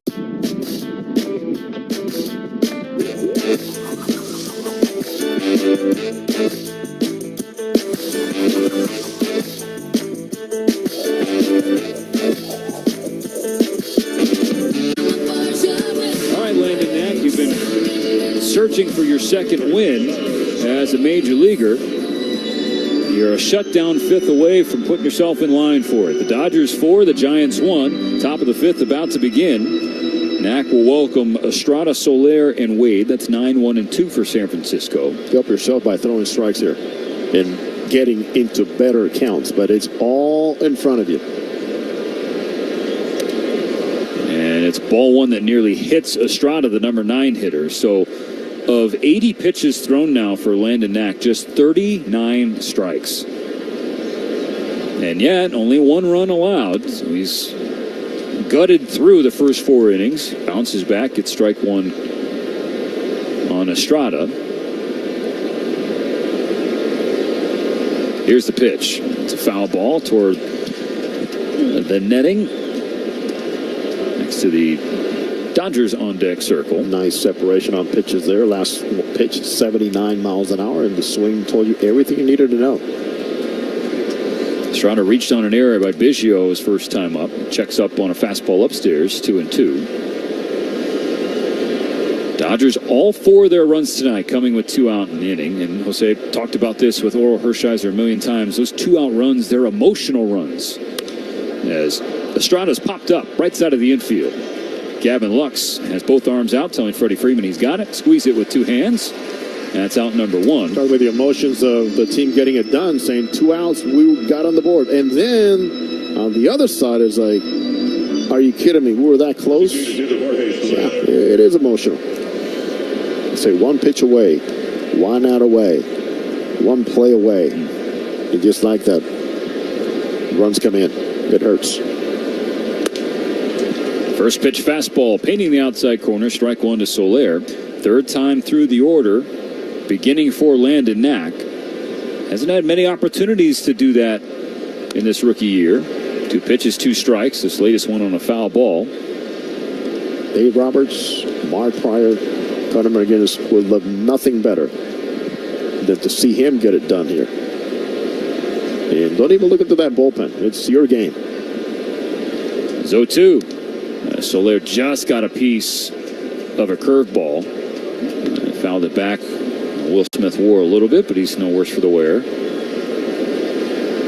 Knack approaching 90 pitches. He's at 87. Bases empty, 1 out in the top of the 5th. Here comes the 0-2. It's a fastball high. His max was 94 pitches back on April 23rd when he got the win against Washington in Washington. They'll try again. A 1-2 pitch. Soler holds up on a curveball that bounced in the dirt.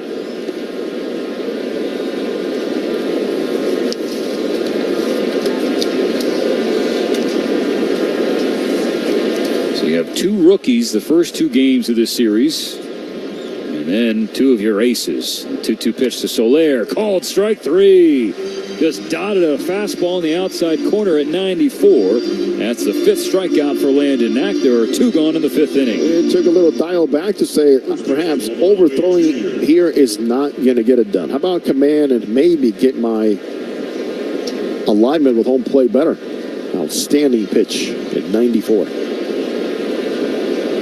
You talk about tomorrow. Tyler Glasnow. Tyler Glasnow, then Clayton Kershaw. His season debut on Thursday. That's what's expected. Lamont Wade Jr., the batter, with 2 down.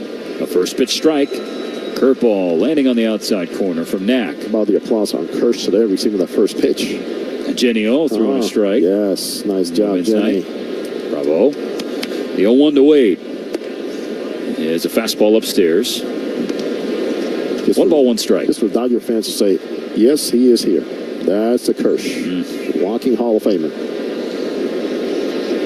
Knack rocks into this 1-1 and misses up and away. Falling behind Wade, 2 balls, 1 strike. There is action in the Dodger bullpen. While you said, Knack, don't look down there. We can, and we will see Brent Honeywell into the game next. Don't look that way, Steven. First the 2-1. And Wade swings and misses on a 93-mile-per-hour fastball. We talk about emotions and the 2-out emotions and runs. How about emotion for Clayton Kershaw on Thursday? The butterflies will be gone. I don't care if the 2-2 spoiled by Wade, fouls it back in the net. It doesn't matter how long you've been around, what you've accomplished coming from that type of injury and surgery. Right. It's not easy. Major surgery. I mean, he's not all the way built up, but Kirsch still feels that he's in a great position to get major league hitters out, so we're looking forward to that on Thursday. We'd love to see Knack get out of this 5th inning. Here's the 2-2. Swung on and missed, strike 3. Landon Knack with back-to-back strikeouts to punctuate his 5 innings of work here tonight at Dodger Stadium. He leaves with the lead, still 4-1 as we're halfway home in Game 2. Matt Money Smith here, talking about the Galpin 10,000.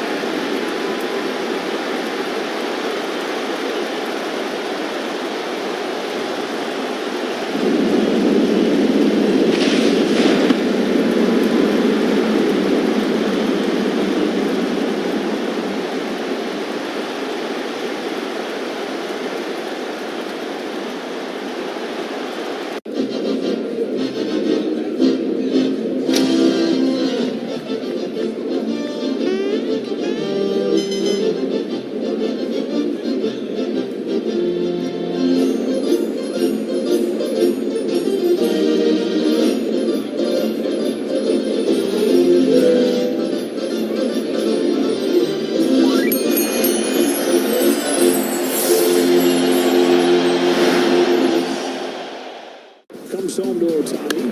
Smashes a drive. Center field. Shohei Ohtani. Way gone.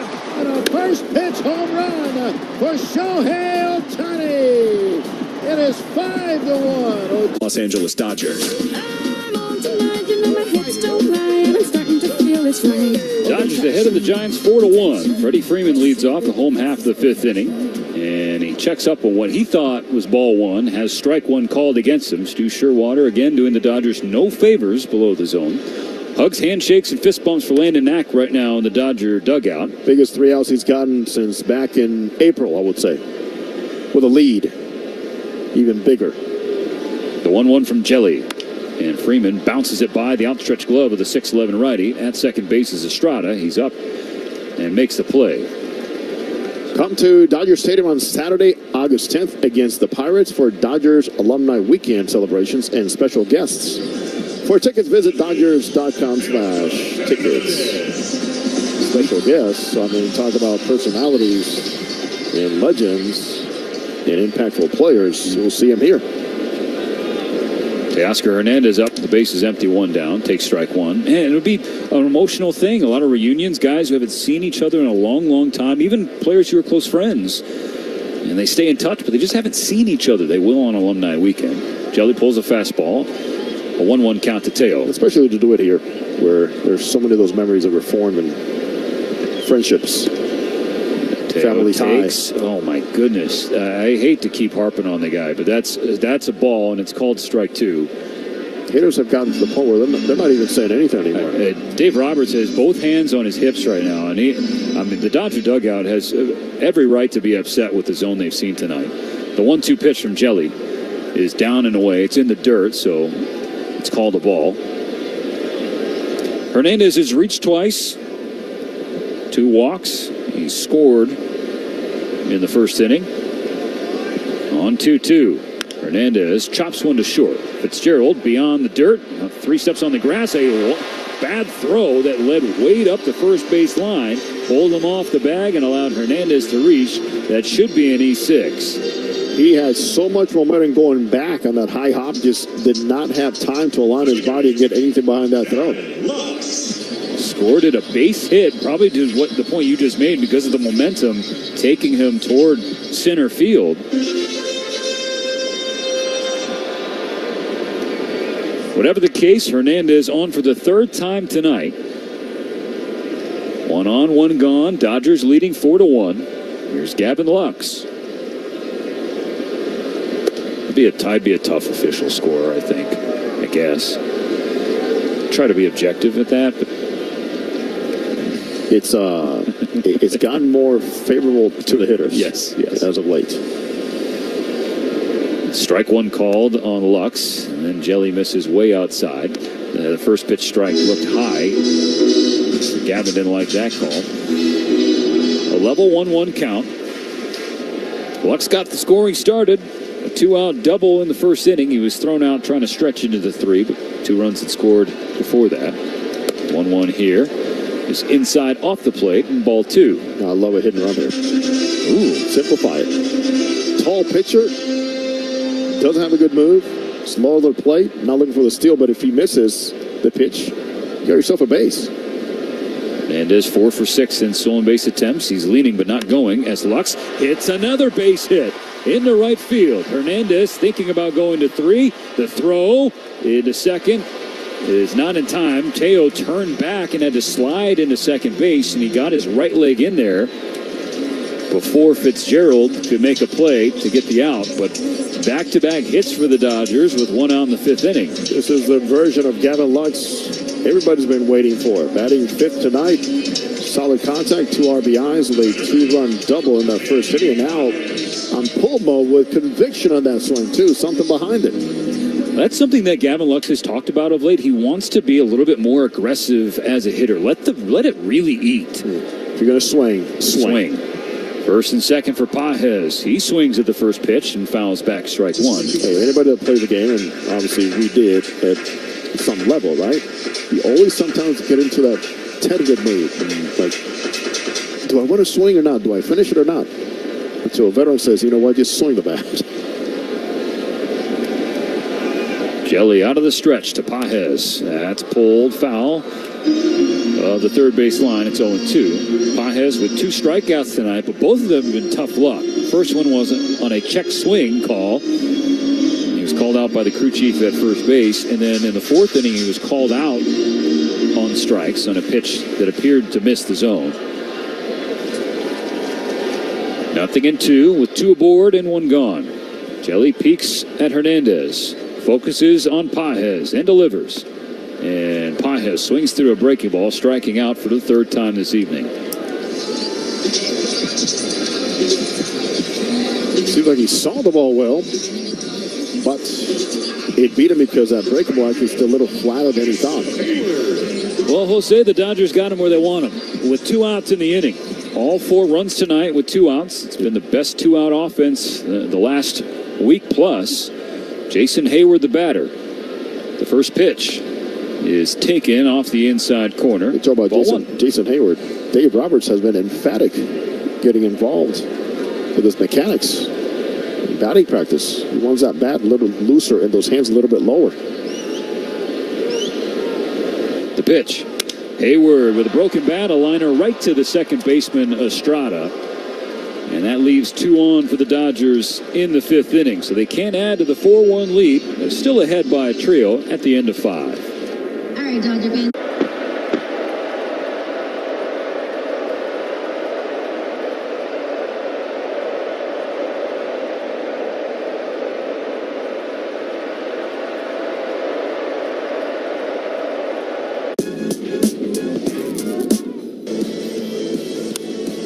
Another hit.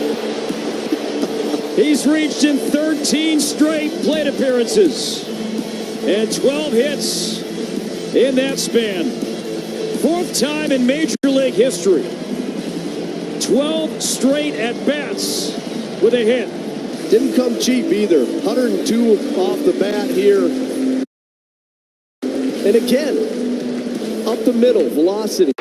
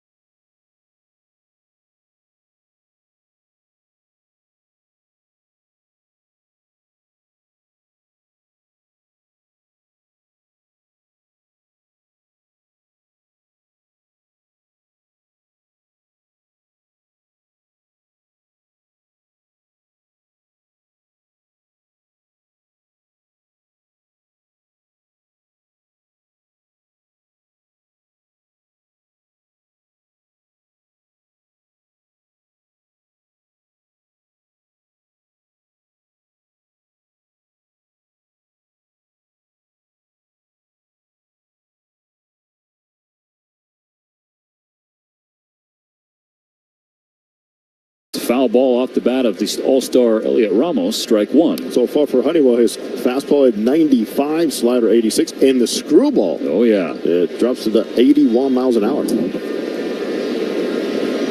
Honeywell kicks and fires and misses that screwball. It's a check swing, and he did go, so it's 0-2. Pitching change for the Dodgers brought to you by Bank of America, the official bank of the Los Angeles Dodgers. We saw a bunch of those screwballs his last time out. Ramos on the ground to third, picked up by Biggio, calmly throws across to get the first out of the sixth inning. And that screwball has Dodger ties. So, I'm talking about Dodger ties. I had a chance to ask, well, did you get to meet Fernando Valenzuela? He goes, that was a thrill. He got to meet him last year as a Padre. He goes, I got to talk to Fernando. He goes, I'm still pinching myself. I was in awe. Because, obviously, Fernando, who he is, but he said that pitch. Ball one to Patrick Bailey, the catcher. Bases empty, one out. And it's not a fading changeup, but sometimes TrackMan picks up with a screwball. It is a true screwball. Yeah, Honeywell, during his career, this is not a guy who lacks for confidence, despite all that he's been through. 4 elbow surgeries in a 3.5-year span. He has had other players, other pitchers, first this 1-0 pitch is taken for a strike, who threw purported screwballs, and Honeywell would be the first to tell the media, no, that's not a real screwball. That's not a screwball. Exactly. That's a fading changeup. The 1-1. Bailey slashes it foul north of the Dodger dugout. Everybody's okay. Now, if you ask Fernando how he threw his, he said, I go fastball, and then turn the wrist.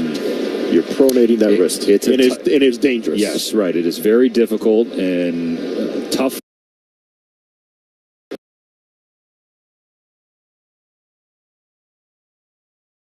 A 1-2 pitch from Honeywell. And it's fouled off the plate. It might have got the right hand of Will Smith, actually, too. The closest thing to Honeywell, I would say, recent, Hector Santiago. And that is the one where Honeywell told the media that's not a true screwball. That's the way it painted.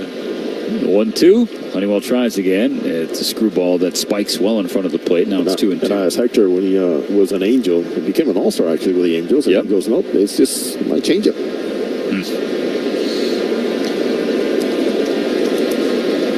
Honeywell gathers the ball ahead of his hat. Down to the belt, gets a ground ball. Lux on the backhand with the pick, throws on the run to get the out. Gavin Lux has been an above-average defender at second base all year. Showed the skills off again there. Going to his right has been pretty much a premium. Anything to his right, he has been able to have the ball located well. Takes good routes, meaning he circles the ball when he needs to and takes an angle back when he needs to also, but his throwing has been quite impressive all season too. Couple ground ball outs for Honeywell to begin this 6th inning. Now the third baseman, Matt Chapman. First pitch, pushed in the air, foul down the right field line. Hey, when you think about right-handers for the Dodgers in this group, well, think about the man that taught Fernando Valenzuela, Bobby Castillo. A 1 pitch on tap to Chapman. That's in there. Good fastball. Honeywell will take the call. Dodgers have had that one go against him tonight, so they'll take it here. 0-2. Chapman has struck out both times tonight. Can Honeywell make it a trio? Here's the pitch. High in the air, center field. High in the air, center field. Can of corn for Andy Pages, though. There in left center. It's a 1-2-3-6 inning work by Brent Honeywell in his 3rd outing as a Dodger. He has looked like a sparkling pickup. Another one added to that bullpen. In the middle of the 6th, it's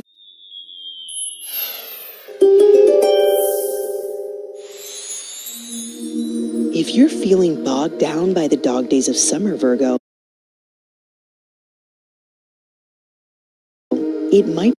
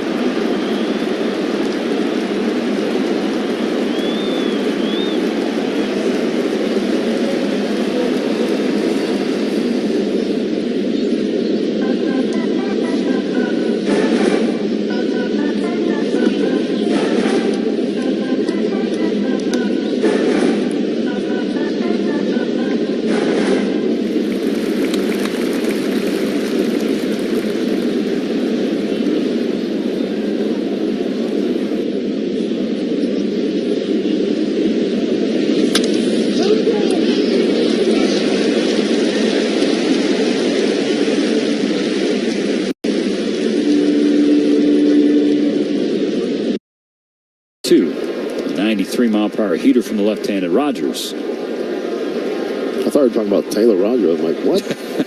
Wow, the guy can hit. Taylor Rogers against Taylor.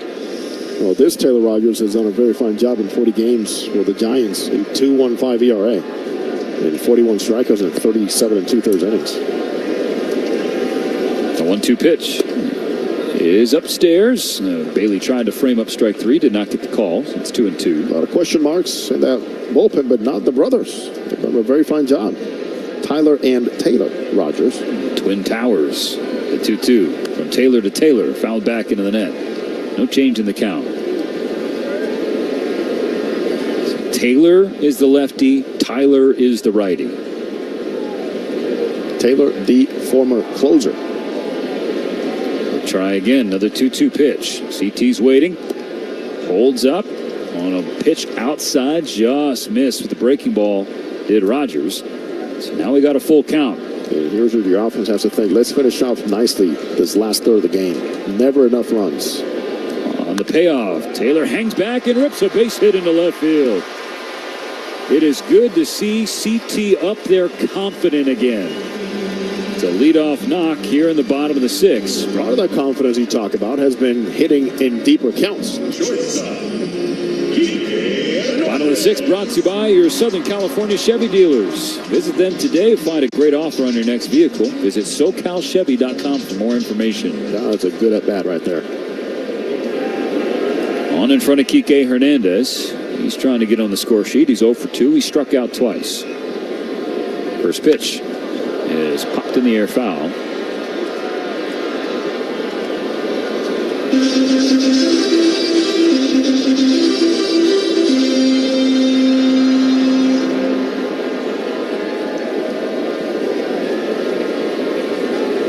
Nothing at 1. Taylor off first. Nobody out in the bottom of the 6th. Dodgers lead 4-1. Kike with a swing and a miss, falling behind 0-2. You made mention last night about Kike's approach at the plate of late. He's trying to say what? Square middle. Square middle. Let's see it with a 2-strike approach, Kike. Here's the pitch. And that's popped up again. This will drift back out of play. Give Kike another chance. He's trying. The thing is, he's so quick with that front hip. Sometimes it serves as enemy number 1. Here we are a week from the trading deadline, and with Gavin Lux starting to pick things up, Chris Taylor over the last month or so. If Kike can get going, then you feel better about your depth down the stretch. Another 0-2. Bounces off the glove of Bailey, not far enough away for Taylor to try for second. Ended up about halfway between home plate and the Giants on deck circle. Saw Miguel Rojas taking ground balls today. No throws yet. Yeah. And then Mookie Betts aggressively catching ground balls and throwing the baseball now, too. Still not all the way there in terms of grip strength with the bat for Mookie, but progress nonetheless. Still 1-2 on Kike. Here's the pitch from Rogers. That's inside, squaring up the count 2-2. Rojas with right forearm tightness. Everybody was resting during the All-Star break except for Miggy Rowe, and you think the 35-year-old would take it easy. He did not. He was swinging a heavy bat, and it caused things to tense up in the right forearm. 2-2 pitch on the way. Kike ropes one. Fair ball down the left field line. Chapman reached out, could not get it. Taylor going for third to throw in. The tag is applied in time. Now, Kike is safe at second base with the double, but Michael Conforto with the outfield assist, throwing to third, getting the tag from Chapman. I have to watch it again to see how CT made the turn from second. My concern is, did he freeze when he saw the line drive? Because, he should have been at third base easily. I think the hesitation came before he got to second base. That was just inside the line, down the left field line. So perhaps that had something to do with it, but that is a bummer base path mistake for the Dodgers. Shohei Ohtani now has only one runner on with 1 out in the 6th. Fouls away, strike 1. Last time up, Ohtani had 2 on and 2 out in the 4th inning, and he roped a 2-run double, 1 hopper off the warning track in the right field corner. Rogers pitched not even close to the zone. 1 ball, 1 strike. Back-to-back hits to open the bottom of the 6th for the Dodgers, but only 1 base runner to show for it as Taylor was just thrown out at third. Kike on second. A 1-1 pitch to Shohei. Ohtani popped up. Left side, foul ground. Bailey tosses a mask in front of the Dodger dugout. Chapman is there, and it goes off of his mitt. The second straight night, there is no communication between 2 Giants fielders. Last night it was in left center, allowing the go-ahead run to get on base. Here tonight, Chapman and Bailey giving Shohei Ohtani another crack at the plate. Another crack at a crucial time, too. When you talk about Platinum Glove winner, Gold Glover, colliding there on what was a ball that was in the air for a long time. And Bailey told Chapman, I didn't hear it. I didn't hear you. Chapman gave his catcher a tap on the right shoulder. Now Rogers has to hunker down. A deep breath for the left-hander on the mound. 1 ball, 2 strikes on Ohtani. Can he make that mistake hurt? Here's the pitch. Ohtani down swinging. A beautiful breaking ball from Rogers on the outside corner. That's outstanding execution there. Took something off of it. Had him wailing, opening that front hip. And not having a lot to get that bat through the zone.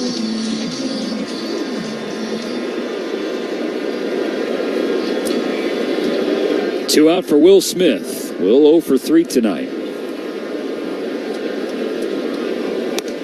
First pitch. He watches it at the knees. Strike one. Can Will Smith prevent a disappointing 6th inning? And a single from Taylor, and then Kike's double, but Taylor thrown out at third base. So now it's up to Smith. The 0-1 pitch. Up and away. Ball one.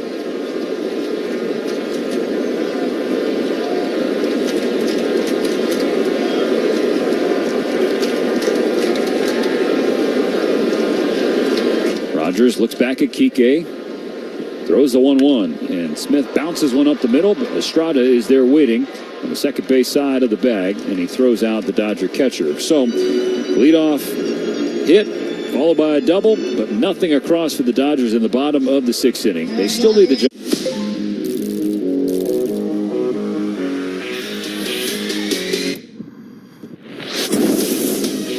Libera tu espíritu ganador. Apuestas deportivas y cientos de juegos de casino. Disfruta de pagos en minutos, una plataforma segura y atención personalizada en todo momento. Pronostica, diviértete y lleva tu pasión al siguiente nivel. Betcris. We do not mess up your name. We pride ourselves here on MLB Central. That's right. Right? That's on right. getting them right. We have a little game for you. Are you ready? Blow or Low had his first big league hit against Nathan Eovaldi. Wow. No. Oh. Your first knock's Eovaldi? Off the end of the bat. That's a nice one, though. Yeah. What were you thinking right there? Oh, this is your first knock? That doesn't count. Have you ever hit 1,000 for a year? There you go.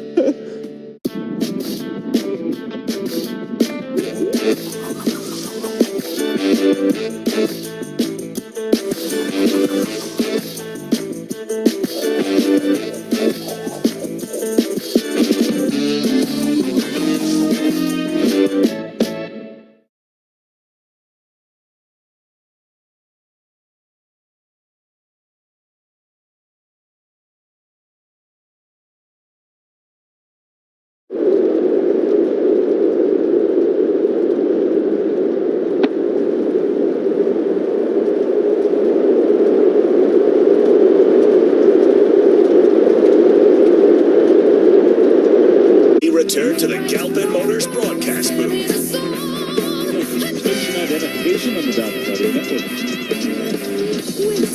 This is LA Dodgers baseball. KLAC Los Angeles, KYSR HD2 Los Angeles, and iHeart radio station. Top of the 7th brought to you by Shaky's Pizza Parlor, the official pizza partner of the Dodgers audio broadcasts. When it's game night, it's group night at Shakey's.com. Brent Honeywell back to work, top of the 7th. Dodgers ahead by 3. It's a 4-1 game with Michael Conforto watching strike one get called on a pitch off the plate outside. Brent Honeywell will take it. He worked a 1-2-3 6th inning. 12 pitches, 10 strikes. His first pitch of the 7th, a strike. The second, called a ball. So back to that screwball. We talked about the Dodger ties, and you alluded to Fernando Valenzuela, but where Brent Honeywell learned it from was his family. As Conforto hangs back, lifts a high fly ball right field. In front of the warning track is Jason Hayward, and that's the first out.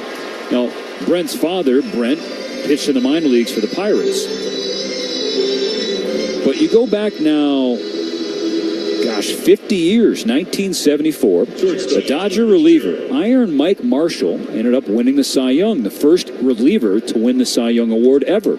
And Mike Marshall's calling card was, of course, the screwball, and the fact that he threw more than anybody. Yes, he did. And he was a workhorse. So, Marshall, as there's a ground ball through the right side. Gavin Lux with a diving attempt beyond the dirt, could not get it. Hayward quickly cuts it off, and Fitzgerald held to a one-out single. After Mike Marshall finished his playing career, he went into coaching.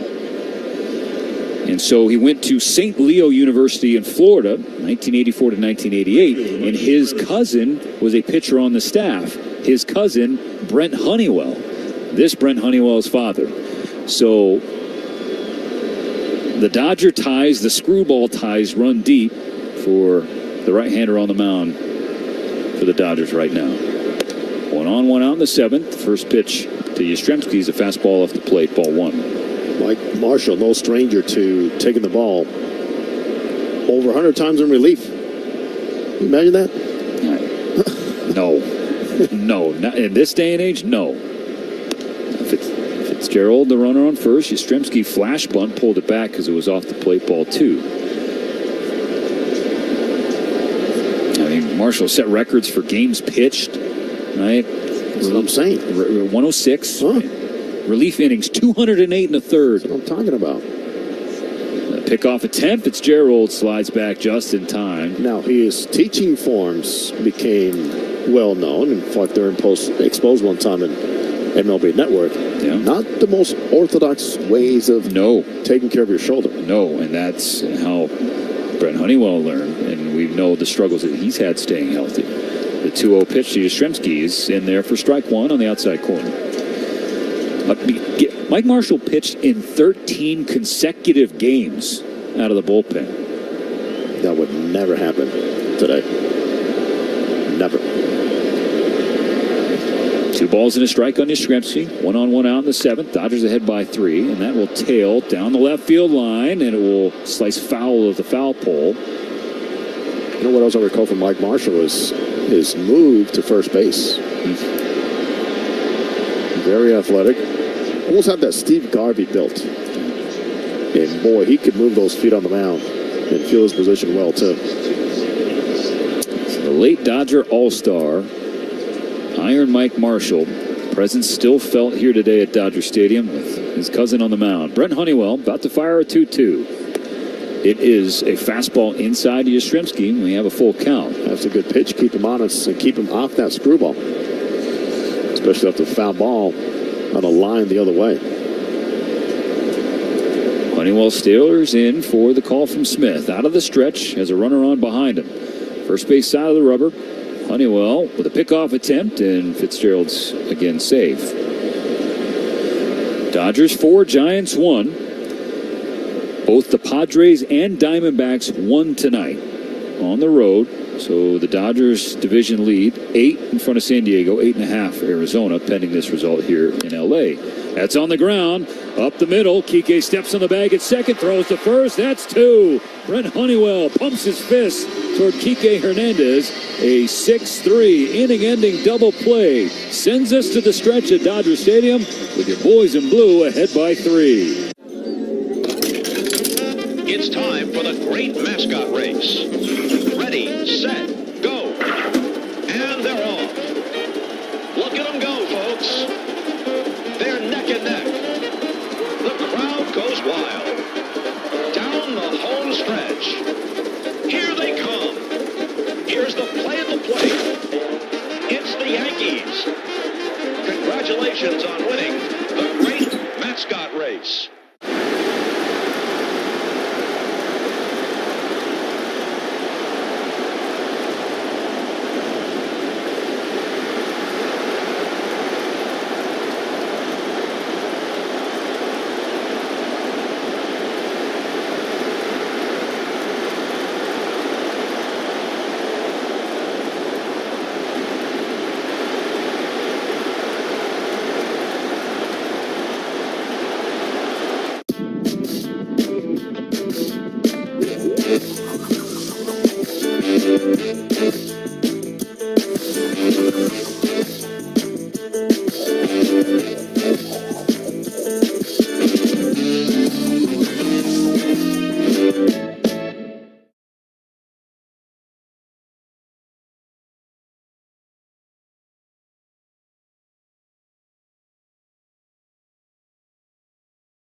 Lewis electrified the crowd with a 2-run home run in the first inning off of Gosman. High fly ball, right field and deep. Springer back, turning, looking. See ya! He's done it again!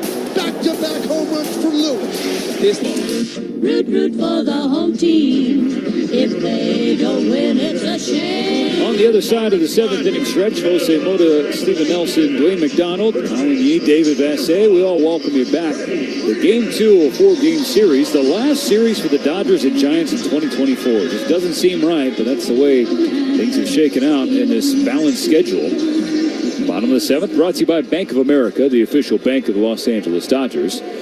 Begins with Freddie Freeman facing his former World Series champion teammate Luke Jackson. The right-handed reliever spikes a fastball. So Freddie's in front. His 34th game of the year for Jackson. His ERA at 5.79. Opponent's batting .278 against the righty. The pitch. And Freeman takes again. This is a 97-mile-per-hour offering from Jackson. That does clip the bottom of the zone and evens the count 1-1. Jackson working from the third base side of the rubber, and quickly, the 1-1 pitch. Freddie Freeman pushes it in the air, left field line. Chapman going back on the warning track by the net. He reaches up, can't haul it in. He crashes into the net right as the ball did. Chapman is okay, thankfully. And thankfully, Freddie Freeman gets to stay in the batter's box, albeit behind in the count 1-2. On the thankful note, how about we stretch it out to the net? Thankful for the net. As many fielders are. I mean, Chapman might have a window pane imprint on his right cheek after making a play on that foul ball. Back to business in the box. 1 ball, 2 strikes. Here's the pitch from Jackson. It is low in the dirt. Ball 2. Talk about former teammates winning championships. Jorge Soler is one name that Freddie Freeman will never, ever forget. I don't know if that ball he hit in Houston has landed yet, Soler. The 2-2 from Jackson. Freeman watches ball 3 fill up the count. Those big acquisitions that so many people laughed at. Soler, Rosario, Peterson, and Eddie Rosario, and there you go. The payoff pitch coming to Freeman leading off the 7th. And Freddie's down swinging, so Jackson will have something to hang over Freddie's head after that. Swinging strikeout. That's the 10th Dodger strikeout tonight. How about strikeouts? How about Sandy Koufax, who will be one of the first 40,000 fans in attendance on Wednesday, August 7th against the Phillies, and get an exclusive Sandy Koufax bobblehead presented by Spectrum. For tickets, visit Dodgers.com/promotions. Teoscar Hernandez, 1 for 1 with a pair of walks. So he's been up 3 times and reached all 3 times. He fouls back a fastball for strike 1. So Teoscar Hernandez is in one of his hot stretches. You know how streaky he can be throughout his career, but when he is hot, he tends to go scorched earth. He checks up on what was ball 1 down. The appeal from Bailey gets strike 2. So 0-2. A 10-game hitting streak now, a 17-game on-base streak for Teoscar Hernandez. That's in the dirt, ball 1. You know, Dave Roberts was asked about Teoscar Hernandez before today's game, Jose, and he said he reminds me of Manny Ramirez in the sense of hunting RBIs. Like Teoscar Hernandez up to 67 after the 3 he had in last night's opener. You know, he's consistently willing to post every single game. Hit anywhere in the lineup. I'll bounce back and forth, left field, right field, no problem. On 1-2. That's in the dirt. Jackson frustrated, spiking ball 2. And how about wanting to be in the spot? And rarely do you hear a manager saying, some guys don't want to be in that spot. Yeah. Well, Dave Roberts said it today. This guy loves being in that spot. Hernandez in the air, foul on the right side. Field level seats behind the Giant dugout. As Dave Roberts expressed this in detail, said there's some guys waiting in the batter's box that are hoping that the guy in front of them gets the job done. Teo is not that guy. He wants to be the guy. Another 2-2. Hernandez down swinging. Oh, that was a nasty breaking ball from Jackson that just fell off the table. He is back-to-back Ks to start the 7th.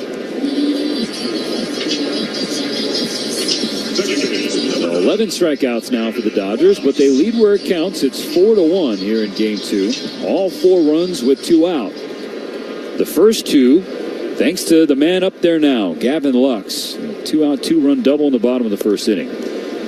He watched the fastball hit the outside corner. He was thrown out trying to stretch it into 3, but That was after Freeman and Hernandez both touched home safely. The 0-1 from Jackson. And Lux takes a big rip and whiffs at strike 2. That was well below the zone. I'll tell you, as we get farther and farther away from it, let's not ignore the job by Landon Knack tonight. No. Give him a longer leash, give him a lead, and he went out there and got the job done. And it doesn't have to be pretty. It just has to be done. The 0-2 pitch to Lux. Gavin, well, that's spiked off the plate and then hit the left arm of Bailey and went all the way into the Dodger dugout. Knack ended up with 96 pitches, 5 innings, only 2 hits, 1 earned run. 6 Ks for Knack as well. 1-2 pitch to Lux. Base is empty, 2 out. That is bounced to the right side. Wade has it with a bag. Jackson covering. He corrals it and steps on first before Lux does. So it's a 1-2-3 bottom of the 7th. No change in the scoreboard. 7 full gone. The Dodgers leading their rivals 4-1. AM 570. LA's best. It's time for Play Ball Categories. Let's spin the wheel and see what we land on. World Series Championships. Can you name every team without a World Series championship? Every team without a World Series championship? Do you have your answers ready? All right, let's see. The Rays, Rockies, Mariners, Brewers, and Padres have never won a World Series.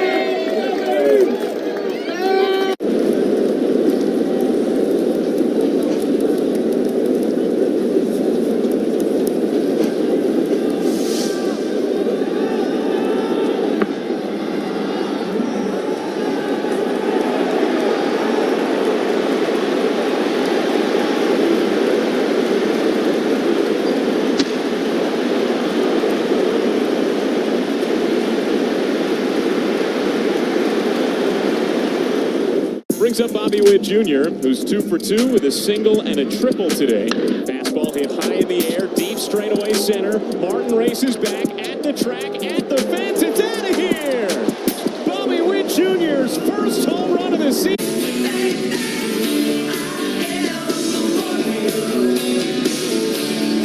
Top of the 8th brought to you by Morongo Casino Resort and Spa, the MVP for fun, food, and good times. Less than 90 minutes from wherever you are. Morongo, good times. Good times so far in Game 2. The Dodgers lead by 3. It's 4-1. 6 outs away. A 5th consecutive win. Blake Trinan on the mound for a 2nd straight night.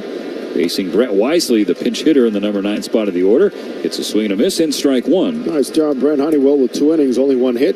22 pitches, 16 for strikes, a lot of counts, and some soft contact. Trinan's 0-1. Wisely watches strike 2. So this is a rematch of what we saw that Friday night series opener in San Francisco. Remember when Wisely hit the walk-off home run, it was off Blake Trinan. Do we remember that one? So Blake has a chance for some get-back here. He's in front 0-2. Third base side, he kicks and fires and misses outside. Landon Knack fought through 5. Only 50 of his 96 pitches for strikes, but only 1 earned run on 2 hits. Walked a pair, struck out 6. Now the bullpen continues to work. The 1-2 pitch is pulled foul. Wisely stays in there. But the progression back to the mean for the Dodgers starting staff post All-Star break, Jose, is an encouraging sign. Now, since the All-Star game, the Dodgers starters an ERA of 1.82. They're getting it done, and they set the tone. Get the offense back on track, too. That's tipped into the glove of Will Smith. A strikeout for Trinan. Some get back against Wisely. 1 gone in the 8th. You give the offense a chance without having to climb and fight their way back down 4 or 5 runs. It just makes for an easier path to a victory. Lineup turns over. Jorge Soler will step in for the 4th time. He is 0 for 3 with a pair of strikeouts. Blake Treinen was last night's winning pitcher. His 4th victory of the year. Scoreless 8th inning. Struck out 2, walked 1. 20 pitches, 10 for strikes. His 6th pitch of this night is a sinker inside on the right-handed Soler, ball 1. Soler's batting average down to .221. 0 for effort so far. Treinen's 1-0 pitch. Strike 1 on a foul ball off the plate. 96 from Blake. Soler signing a 3-year, $42 million contract with the Giants right before Valentine's Day. It's an active offseason for old friend of the organization, Farhan Zaidi. Late signee, by the way. Yeah. He's approaching spring training. Had a couple of those. A 1-1 from Treinen to Soler. And Soler does not bite on a breaking ball off the plate. There's an appeal down to first. Unsuccessful for the Dodgers. So it's 2-1. Matt Chapman was signed right as spring training began, seemingly. Blake Snell was signed right before the Seoul series began.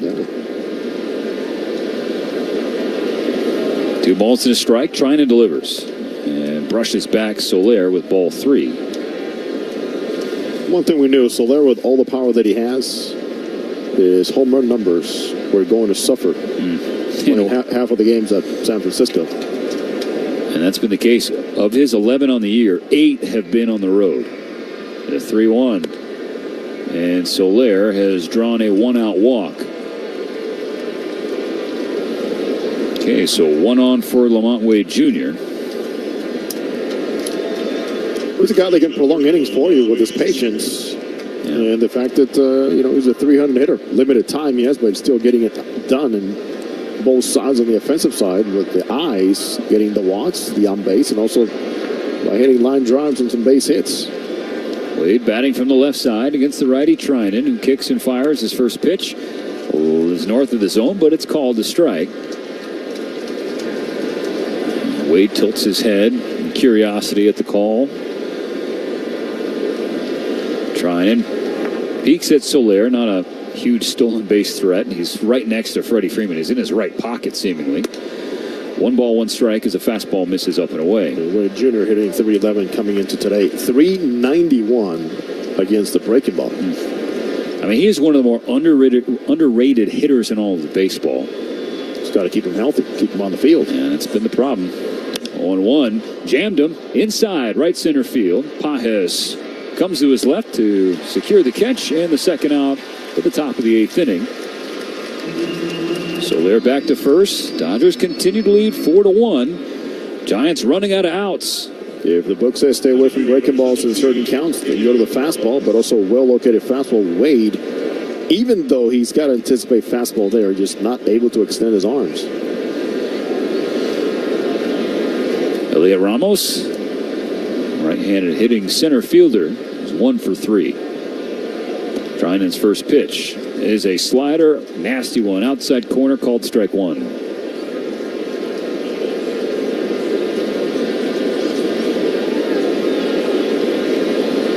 Seems like Treinen's gotten even closer to third base on that side of the mound. His 0-1 pitch is tapped to the right side and through the right side. Lux can't corral it. I mean, the exit velocity, I don't know if it registered on that hit necessarily, but it's not how hard you hit it, it's where you do. And Ramos hit it where the Dodgers were not. A little bleeder through the right side. That'll bring the tying run to the plate for San Francisco with 2 out in the 8th inning. The Dodgers playing him dead pull pretty much. Second time he said the ball the other way to the left of Gavin Lux here tonight. And Lux slid in shallow right field trying to stop him. Now Patrick Bailey, the dangerous switch-hitting catcher, swings at the first pitch. Little ground ball to Lux. No problem. 2 going to be left on by Blake Treinen in the top of the 8th inning. There was a walk and a hit, but no runs. The Dodgers 4, Giants 1 in the middle of the 8th. The exclusive home of the Dodgers.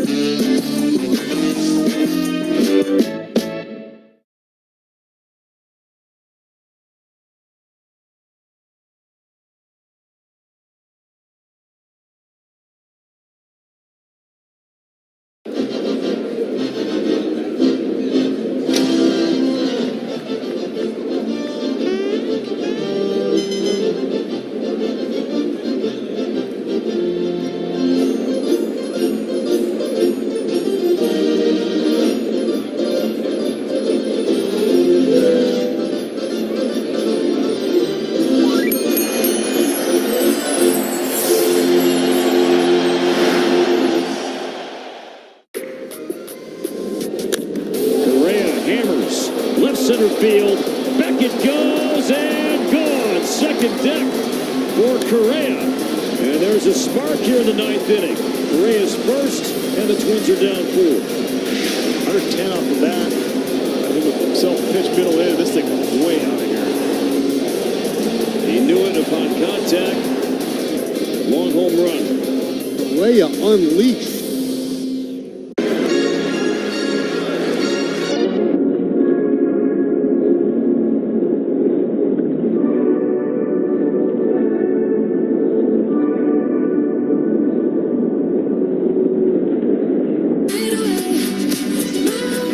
Tonight's game is brought to you by First 5 California. 1 in 3 children are at risk of toxic stress, but there are things parents can do to help.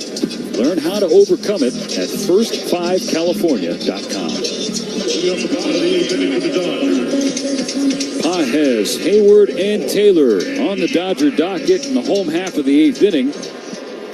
Chance for some insurance ahead of the 9th. New pitcher for San Francisco, Randy Rodriguez. And they saw last night. First pitch to Pages, big swing, big miss, a 98-mile-per-hour heater. Rodriguez pitched the third of an inning, threw 7 pitches, 5 strikes, gave up 1 hit. Outside of that, nothing. His pitch to Pages, and that hits Pages on the elbow guard, and now Pages crumples over and trying to flex out that left arm. Not sure how much of the elbow guard it got. And now Thomas Albert, Dave Roberts there.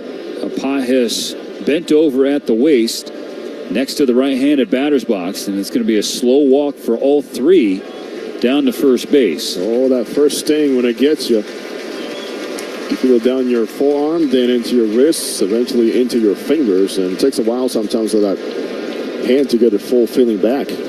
Even with the padding, especially with the velocity that Rodriguez commands, it's going to reverberate through whatever you're wearing. Oh, yes. It takes a while. Get the feeling back. So it's been a really tough night for Andy Pages. 3 strikeouts. He's had some brutal calls against him, and then he gets hit by a pitch. That's how he reaches for the first time. On in front of Jason Hayward. Here to start the bottom of the 8th. Dodgers leading 4-1. First pitch, Hayward hangs back on a breaking ball that clips the outside corner, strike 1. He is sitting dead red all of a sudden. Backdoor breaking ball 84 for the guy that throws 98. I love one of those trademark Hayward moonshots into the bullpen in right field. Jason Hayward way out in front. It might get out of the stadium foul. Now it's in the upper deck. Well, you're right about the swing. But wrong about the direction. Yeah. It's been a balanced attack for the Dodgers lineup tonight. They have 4 runs on 7 hits. Everybody except Will Smith has reached base safely. The 0-2 is outside.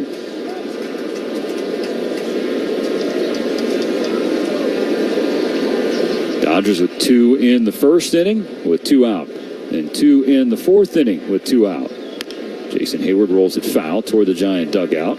Rattles around amongst the Giants. The Giants have been, history of a team to start off cold. They got hot for a little bit there in May, but boy, since then it's just gone south. So catching them at the right time. Now Hayward shoots it the other way, a base hit to left field. You know what Dave Roberts was talking about yesterday? All batting practice.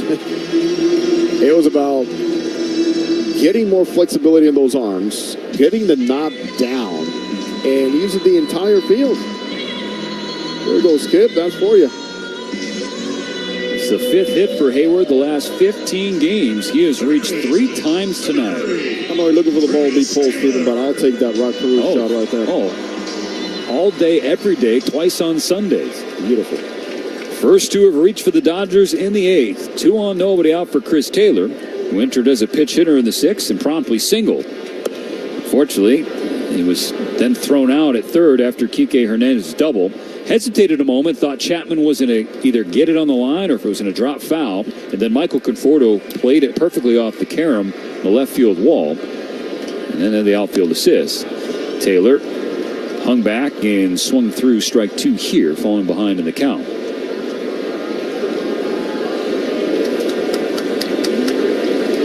That's how he got that knock. Last time up, hanging back on a breaking ball, pulling it through the left side. The 0-2 pitch. Taylor waves at strike 3. So that's the first out of the 8th inning. Prime example of when you have to respect velocity at 98, and it forces you to commit early.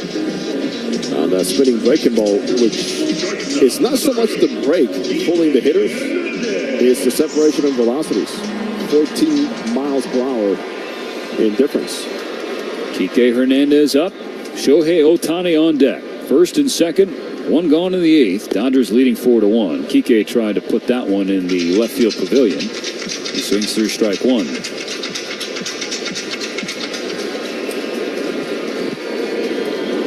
Alex Vesia getting ready. The pitch from Rodriguez. Kike takes. It's off the plate outside 99 from Rodriguez, but ball 1. And if the score gets ampled up here, we see Yohan Ramirez getting ready too. A double barrel action, depending on how this 8th inning finishes. First and second, one out. Strike 2 called against Kike. A slider just got the outside corner.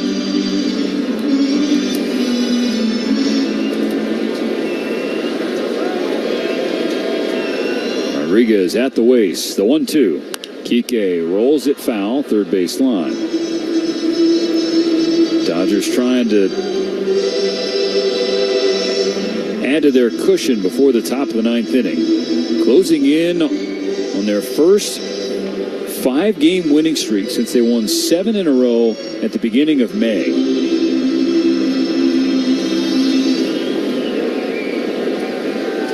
Still 1-2 count to Kike. Rodriguez looks back at Pages on second. And he'll now just keep him honest, throwing there. So Pages wants another ball next to his elbow. Serious. It does happen afterwards. Like, really? I'm going to take on the ribs? Injuries become magnets for more. Now we'll see a 1-2 pitch. Bounces off the glove of Bailey, and Pages going to scamper over to third. Aggressive, heads up, well read by Andy Pages. Well, he actually took a very aggressive secondary right after the pickoff throw, and I thought he was going to go to third. But because of that, he has so much momentum already. Third down the line. So the ball bounced and he advanced easily. And sometimes you will see a catcher, especially a young one, try to make a play and be a hero, and then that ball can skip into left field. So actually a heads-up play by Bailey to just put it in his pocket. It wouldn't have gotten Pages anyway. It's a play by Jason Hayward not going. First and third now, one out. 2-2 pitch coming. And Kike, he strikes out on a 99-mile-per-hour fastball. So it'll be up to Shohei. After the first 2 reached, the last 2 have struck out.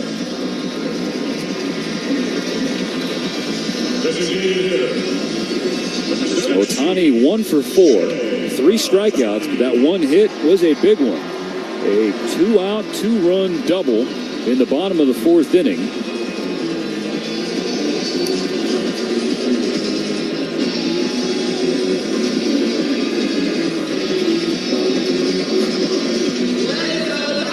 Ohtani now up to 72 RBIs this year. There's a mound visit for the Giants. Brian Price and the entire infield going over the game plan for Shohei Ohtani.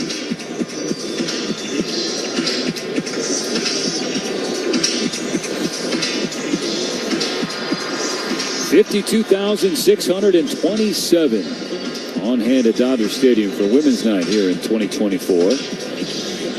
Many have stayed. Dodgers leading 4-1. They have a pair on and 2 out in the bottom of the 8th. Randy Rodriguez is all set. His first pitch to Ohtani is a fastball inside at 99. That's ball 1. First message, get off the plate. Here's the pitch. Another one inside at 99. Ball 2. See what the game plan is. Swing and swing hard. Ohtani does not swing. It's a painted 100-mile-per-hour fastball from Rodriguez on the inside corner. So triple digits from the right-hander. 2-1. Here's the pitch. Ohtani swings and misses 99 in that same spot. So Rodriguez has not ventured off the game plan, which is the fastball inside. He has not ventured off anything but that inner lane. That's it. But he's challenging now. Do we see 5 in a row? The 2-2 pitch. Ohtani lines a base hit to center field. Pages comes home. Hayward's going to third. He slides in safe. Third RBI for Ohtani, and now a 5-1 Dodger lead. There's such a difference. 4 or 5 inches up or down, in and out, and Shohei forces Rodriguez to get the ball down where it is exactly as he's looking for, and where that swing is really going through the zone much longer. Good piece of hitting by Shohei with 3 RBIs here tonight. Especially with the way that at-bat unfolded. You see Rodriguez touching triple digits with fastballs in, and Ohtani finds a way to fight one, a rocket into center. He's taken off for second. Smith swings and misses on strike 1. And Ohtani is now in scoring position. That's number 24 for Shohei.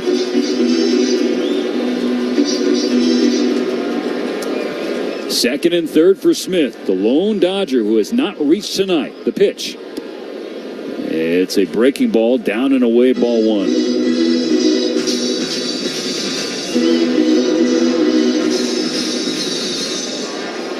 Hayward on third, Ohtani on second. The Dodgers now leading by 4. Looking for more. The pitch to Smith is outside, and Smith has the advantage. 2-1. Another fine Dodger hitter with men in scoring position. Will Smith. The 2-1 is outside. 3 balls and a strike. Freddie Freeman bounces the weight off of his bat in the on-deck circle. He's ready to roll. Should Rodriguez keep the line moving. Another 2-out RBI for the Dodgers. All 5 runs scored with 2 gone. The 3-1 pitch to Smith. Oh, he hangs back and fouls back a breaking ball. We have a full count.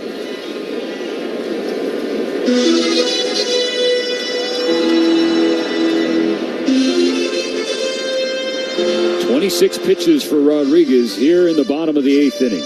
2 on, 2 out. Now a payoff pitch to Smith. And Will takes it off the plate, ball 4. He looked back at Stu Sherwater. He's had that pitch called against him tonight. Smith wanted to make sure he could go down to first. He does, and the bases are loaded for Freddie Freeman. That's a hitter. Not giving in to anything that's happened before with the pitches being called. Freddie Freeman, bases loaded, 2 down. The pitch. Freddie watches. It's ball 1 called. Just missed, apparently, the inside corner. So Freddie hit his 7th grand slam Friday night against the Red Sox. Another chance here. Ball 2 downstairs. Chance of Freddie. Have become so familiar here at Dodger Stadium. 6 grand slams for the Dodgers this season. The 2-0 pitch. Freddie watches again. This one is a fastball in the inner third, strike 1.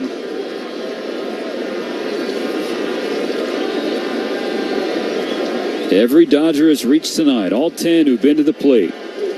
The 2-1 pitch. It's inside, ball 3. Even Miguel Rojas at the top step of the Dodger dugout is banging the rail, getting into the Freddie chants. Miggy saying, Freddie, Freddie. The 3-1, nowhere to put Freeman with 2 out in the 8th. The pitch. Freddie gives it a ride. Right field. Is it deep enough? On the warning track, it is caught by Yastrzemski.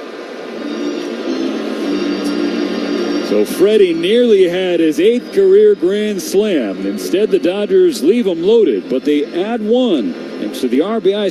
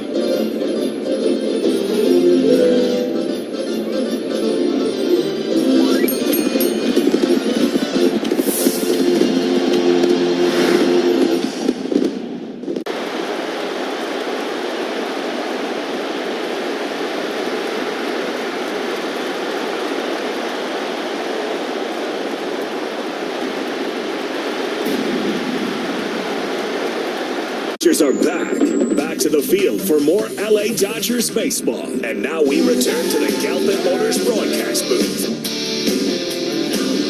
Cars for kids. No more stressing over your old vehicle. Just donate it today and you get it picked up tomorrow. Go to carsforkids.org. Cars with a K.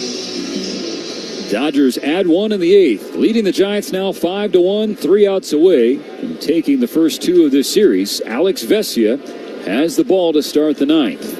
He's facing Matt Chapman, and he gives him a fastball, strike 1. Vesia, like Trinan, appearing in back-to-back games. 2/3 of an inning last night, just 10 pitches, 7 strikes, 2 Ks. And one of them was Chapman with a fastball. Misses with a slider downstairs. The count levels out. Yeah, that helped River Ryan stay away from a decision. Yes. In his major league debut. And Ryan gave Vesia plenty of love when he got back to the dugout. The 1-1 pitch to Chapman. Swung on and miss. 1-2.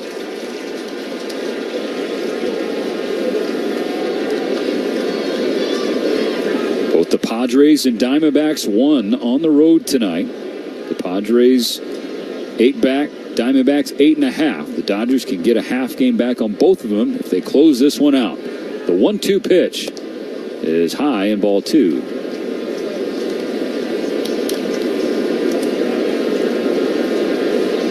Landon Knack, 5 innings, did not have his best command, but gutted it out. Only gave up 1 run on 2 hits.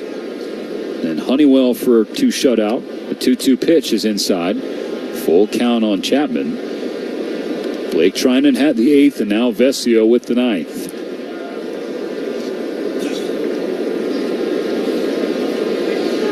Three balls, 2 strikes. The leadoff man in the 9th inning. Vesia kicks and fires. Fouled over the net. Chapman stays alive. Got a piece of the fastball.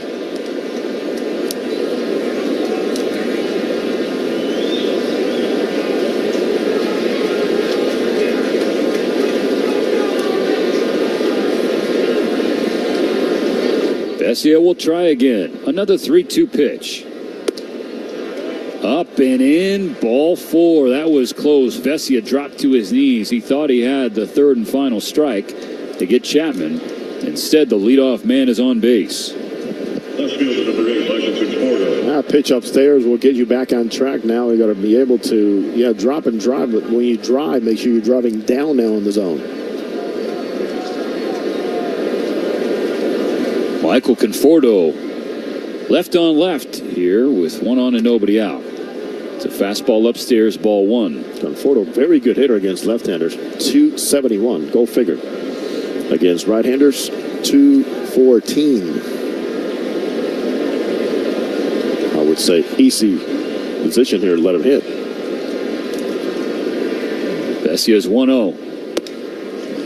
Again, can't locate the fastball. 2 balls, no strikes. Now Will Smith, good mound visit here to help settle down Vesia. 9 pitches thrown, 6 have missed the zone. This is as simple as, okay, you know what? Let's not worry about velocity. Let's get back to location. And in fact, let's treat this like it is a 1-run lead. But follow this glove right here. You and the glove, right through it. Facing a former 10th overall pick, Conforto, drafted by the Mets in 2014 out of Oregon State, was a superstar for the Beavers in Corvallis. And there was a time in New York, Queens and the Bronx were debating, would you rather have Michael Conforto or Aaron Judge? Go figure. But injuries have kind of held Conforto back. The 2-0 pitch from Vesia is in there, strike 1, fastball atop of the zone. And for Vesia, it's all about also the combination of, you're not just a 1-pitch guy. You're a combination now. That slider and that changeup. 1 on, nobody out. Dodgers ahead by 4. Vesia peeks at Chapman, kicks home. And that's in the air, foul on the left side. Vesia's got the count even 2-2.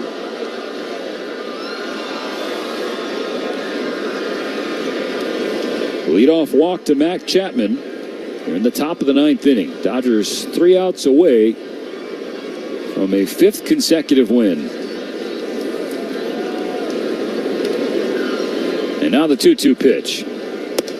High ball 3. Okay.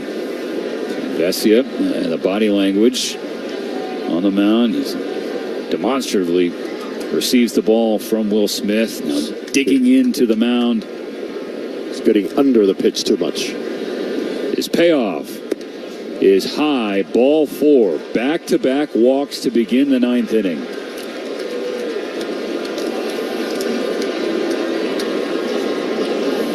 Oh, boy. Last night we discussed how the Dodger bullpen has had issues of late, going back to June 28th. I know they got the save last night, but back to June 28th, they're 6 or 14 in save opportunities. Now, this 9th inning did not start as one. Correct. But the point being, they've had hard times holding on to leads. There's strike 1 called against the shortstop Tyler Fitzgerald. You got to consider which are your options if you have to go to somebody after Vesia. And Ramirez was hot. The 0-1 to Fitzgerald is a fastball upstairs, ball 1. Evan Phillips has gotten up in the Dodger bullpen, and he's trying to get hot in a hurry just in case. And we know the struggles that he has had of late. So nervous times here in the top of the 9th. 2 on, nobody out. Dodgers leading 5-1. The 1-1 from Vesia. And Fitzgerald laces a ball to left field that drops in front of Hernandez. They're going to send Chapman home without a play. It's now a 5-2 game as the first 3 have reached against Vesia. This is a Giants team that coming into that at-bat had gone 0 for 10 with runs in scoring position in the first 2 games, but they found the hottest hitter, the ideal hitter, in Tyler Fitzgerald, the number 7 hitter in that lineup. Fitzgerald 4 times up, 4 times reached. A home run in the 2nd, a walk in the 4th, and singles in the 7th and the 9th. There will be a pinch hitter for the Giants, but before that, Mark Pryor strolling out of the Dodger dugout. He and Will Smith, and now Gavin Lux, will talk to Alex Vesia. This will give Evan Phillips some time to get ready. But the tying run will come to the plate for San Francisco. Still nobody out in the 9th inning. There's something that David Vassay and I were talking about in the pregame. Sometimes you want to design something, have a template, have a plan with a guy like Evan Phillips, but the circumstances of the game will dictate how you're going to use him. Wilmer Flores, who is having a highly disappointing year. For someone who's been sort of a pillar for the Giants the last handful of seasons, he gets the call. He's batting .207 this season, an OPS of .597. You consider the fact that it's down 266 points from last season. And he had 23 home runs. The right-hander is up, facing the left-handed Vesia. Tying run at the plate. Dodgers ahead 5-2. That's strike 1 on a foul ball. A 93-mile-per-hour heater from Vesia at the top of the zone.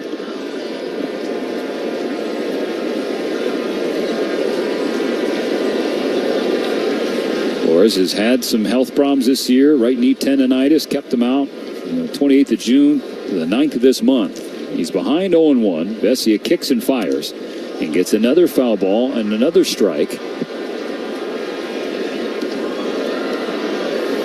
That's the key here, getting those strikes. It doesn't matter how they come. At least he's been able to get on top and behind the baseball much better here, where the ball has beaten Flores twice. Big pitch for Vesia, just to get some confidence here in the 9th. Time called, so he's going to go off the back of the mound. Focus on his breathing, did a deep breath, and then shrugs out his shoulders. They perhaps think about a secondary pitch here, too. He's gone 2 fastballs top of the zone. They've been right in the middle of the zone, too, and Flores just has not done anything with them. On 0-2. It's a slider in the dirt, ball 1. That's the right pitch. Good job, Will Smith, once again. Calling it, anticipating that ball where you want it, which is down in the dirt. Vesia already up to 19 pitches. Still no outs recorded in the 9th inning.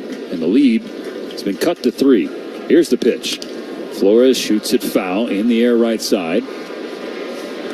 Vesia went back to the fastball there.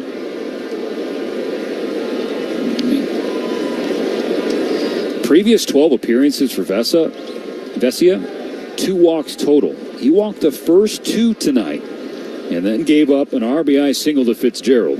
So Conforto and Fitzgerald the base runners. The 1-2 pitch to Flores. Popped up left side. It'll hook foul. There's that slider again. Well done, taking a lot off of it. 85 miles an hour. Gets that bat wrapped around it.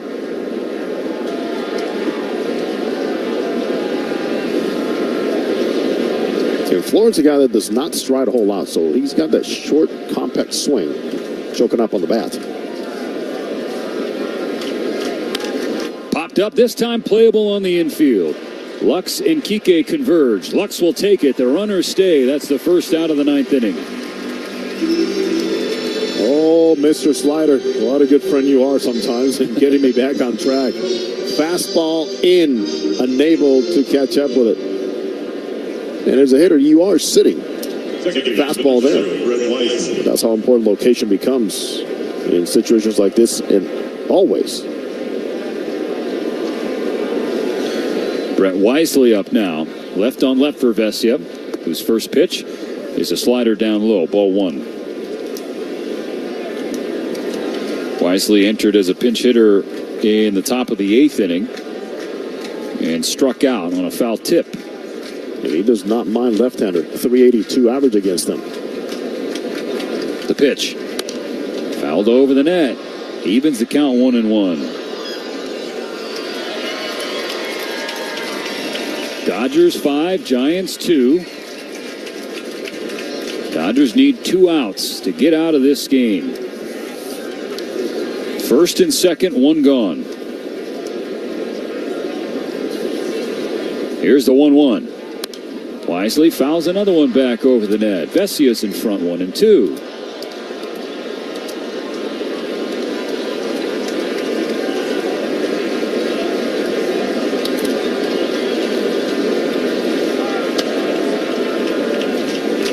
Evan Phillips.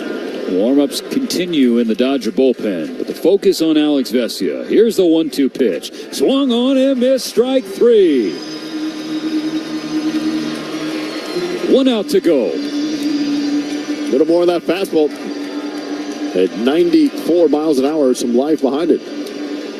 Arm behind it, hand behind it, and drive and carry behind it. The lineup about to turn over. The dangerous Jorge Soler due up. Dave Roberts taking the ball from Alex Vesia. Tying runs still at the plate. And it'll be up to Evan Phillips to get the last out. Get Spectrum One and catch the Los Angeles Dodgers.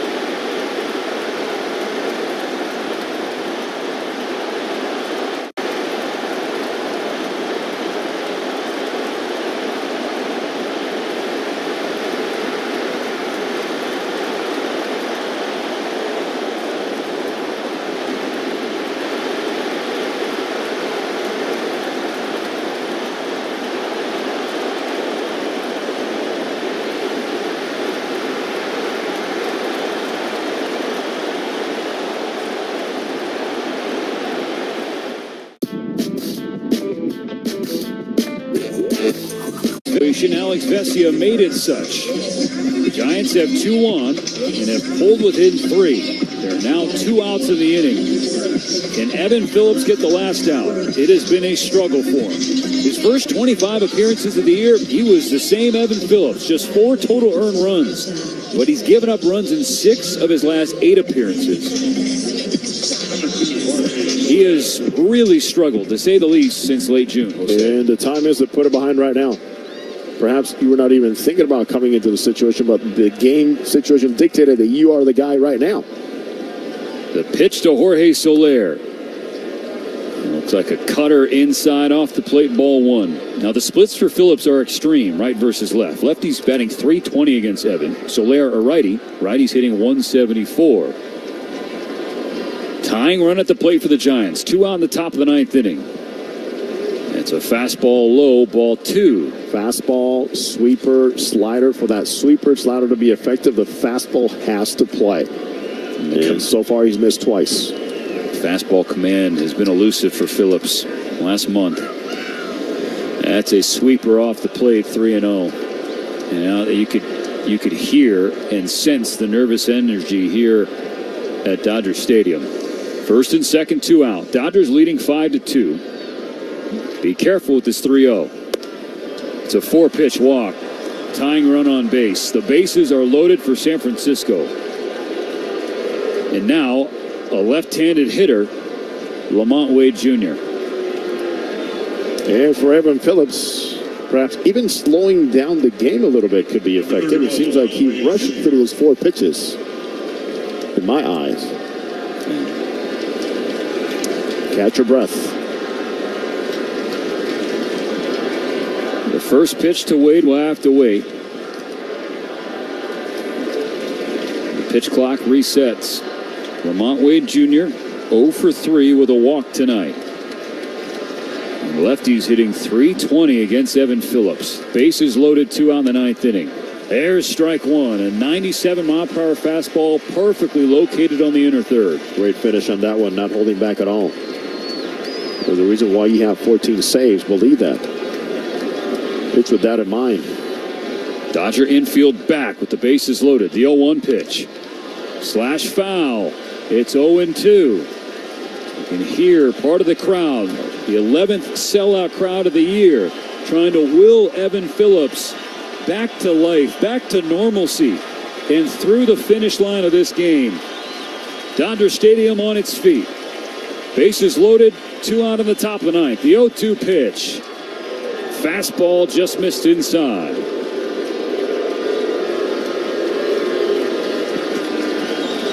Dodgers leading by 3. It's a 5-2 game. The tying runs are on base. The pitch from Phillips. A sweeper in the dirt. Good block by Will Smith. Sliding to his right to keep it in front of him and hold the runners. That's another way for you to gain confidence right there. Nice mobility to his right by Will Smith. So now the 2-2. Phillips hunkers down. The pitch. Ground ball right side. Lux is there to his left. He skips and throws to first. That's a win for LA, and that's a save for Evan Phillips. The Dodgers hang on and win game 2, 5-2. Victory formation on the field. The Dodgers streaming out of the dugout to celebrate a 5th consecutive win. Their first winning streak of at least 5 games since the first week of May. We'll take a moment here on the Dodgers Audio Network. When we come back, we'll put a bow on this 5-2 dub.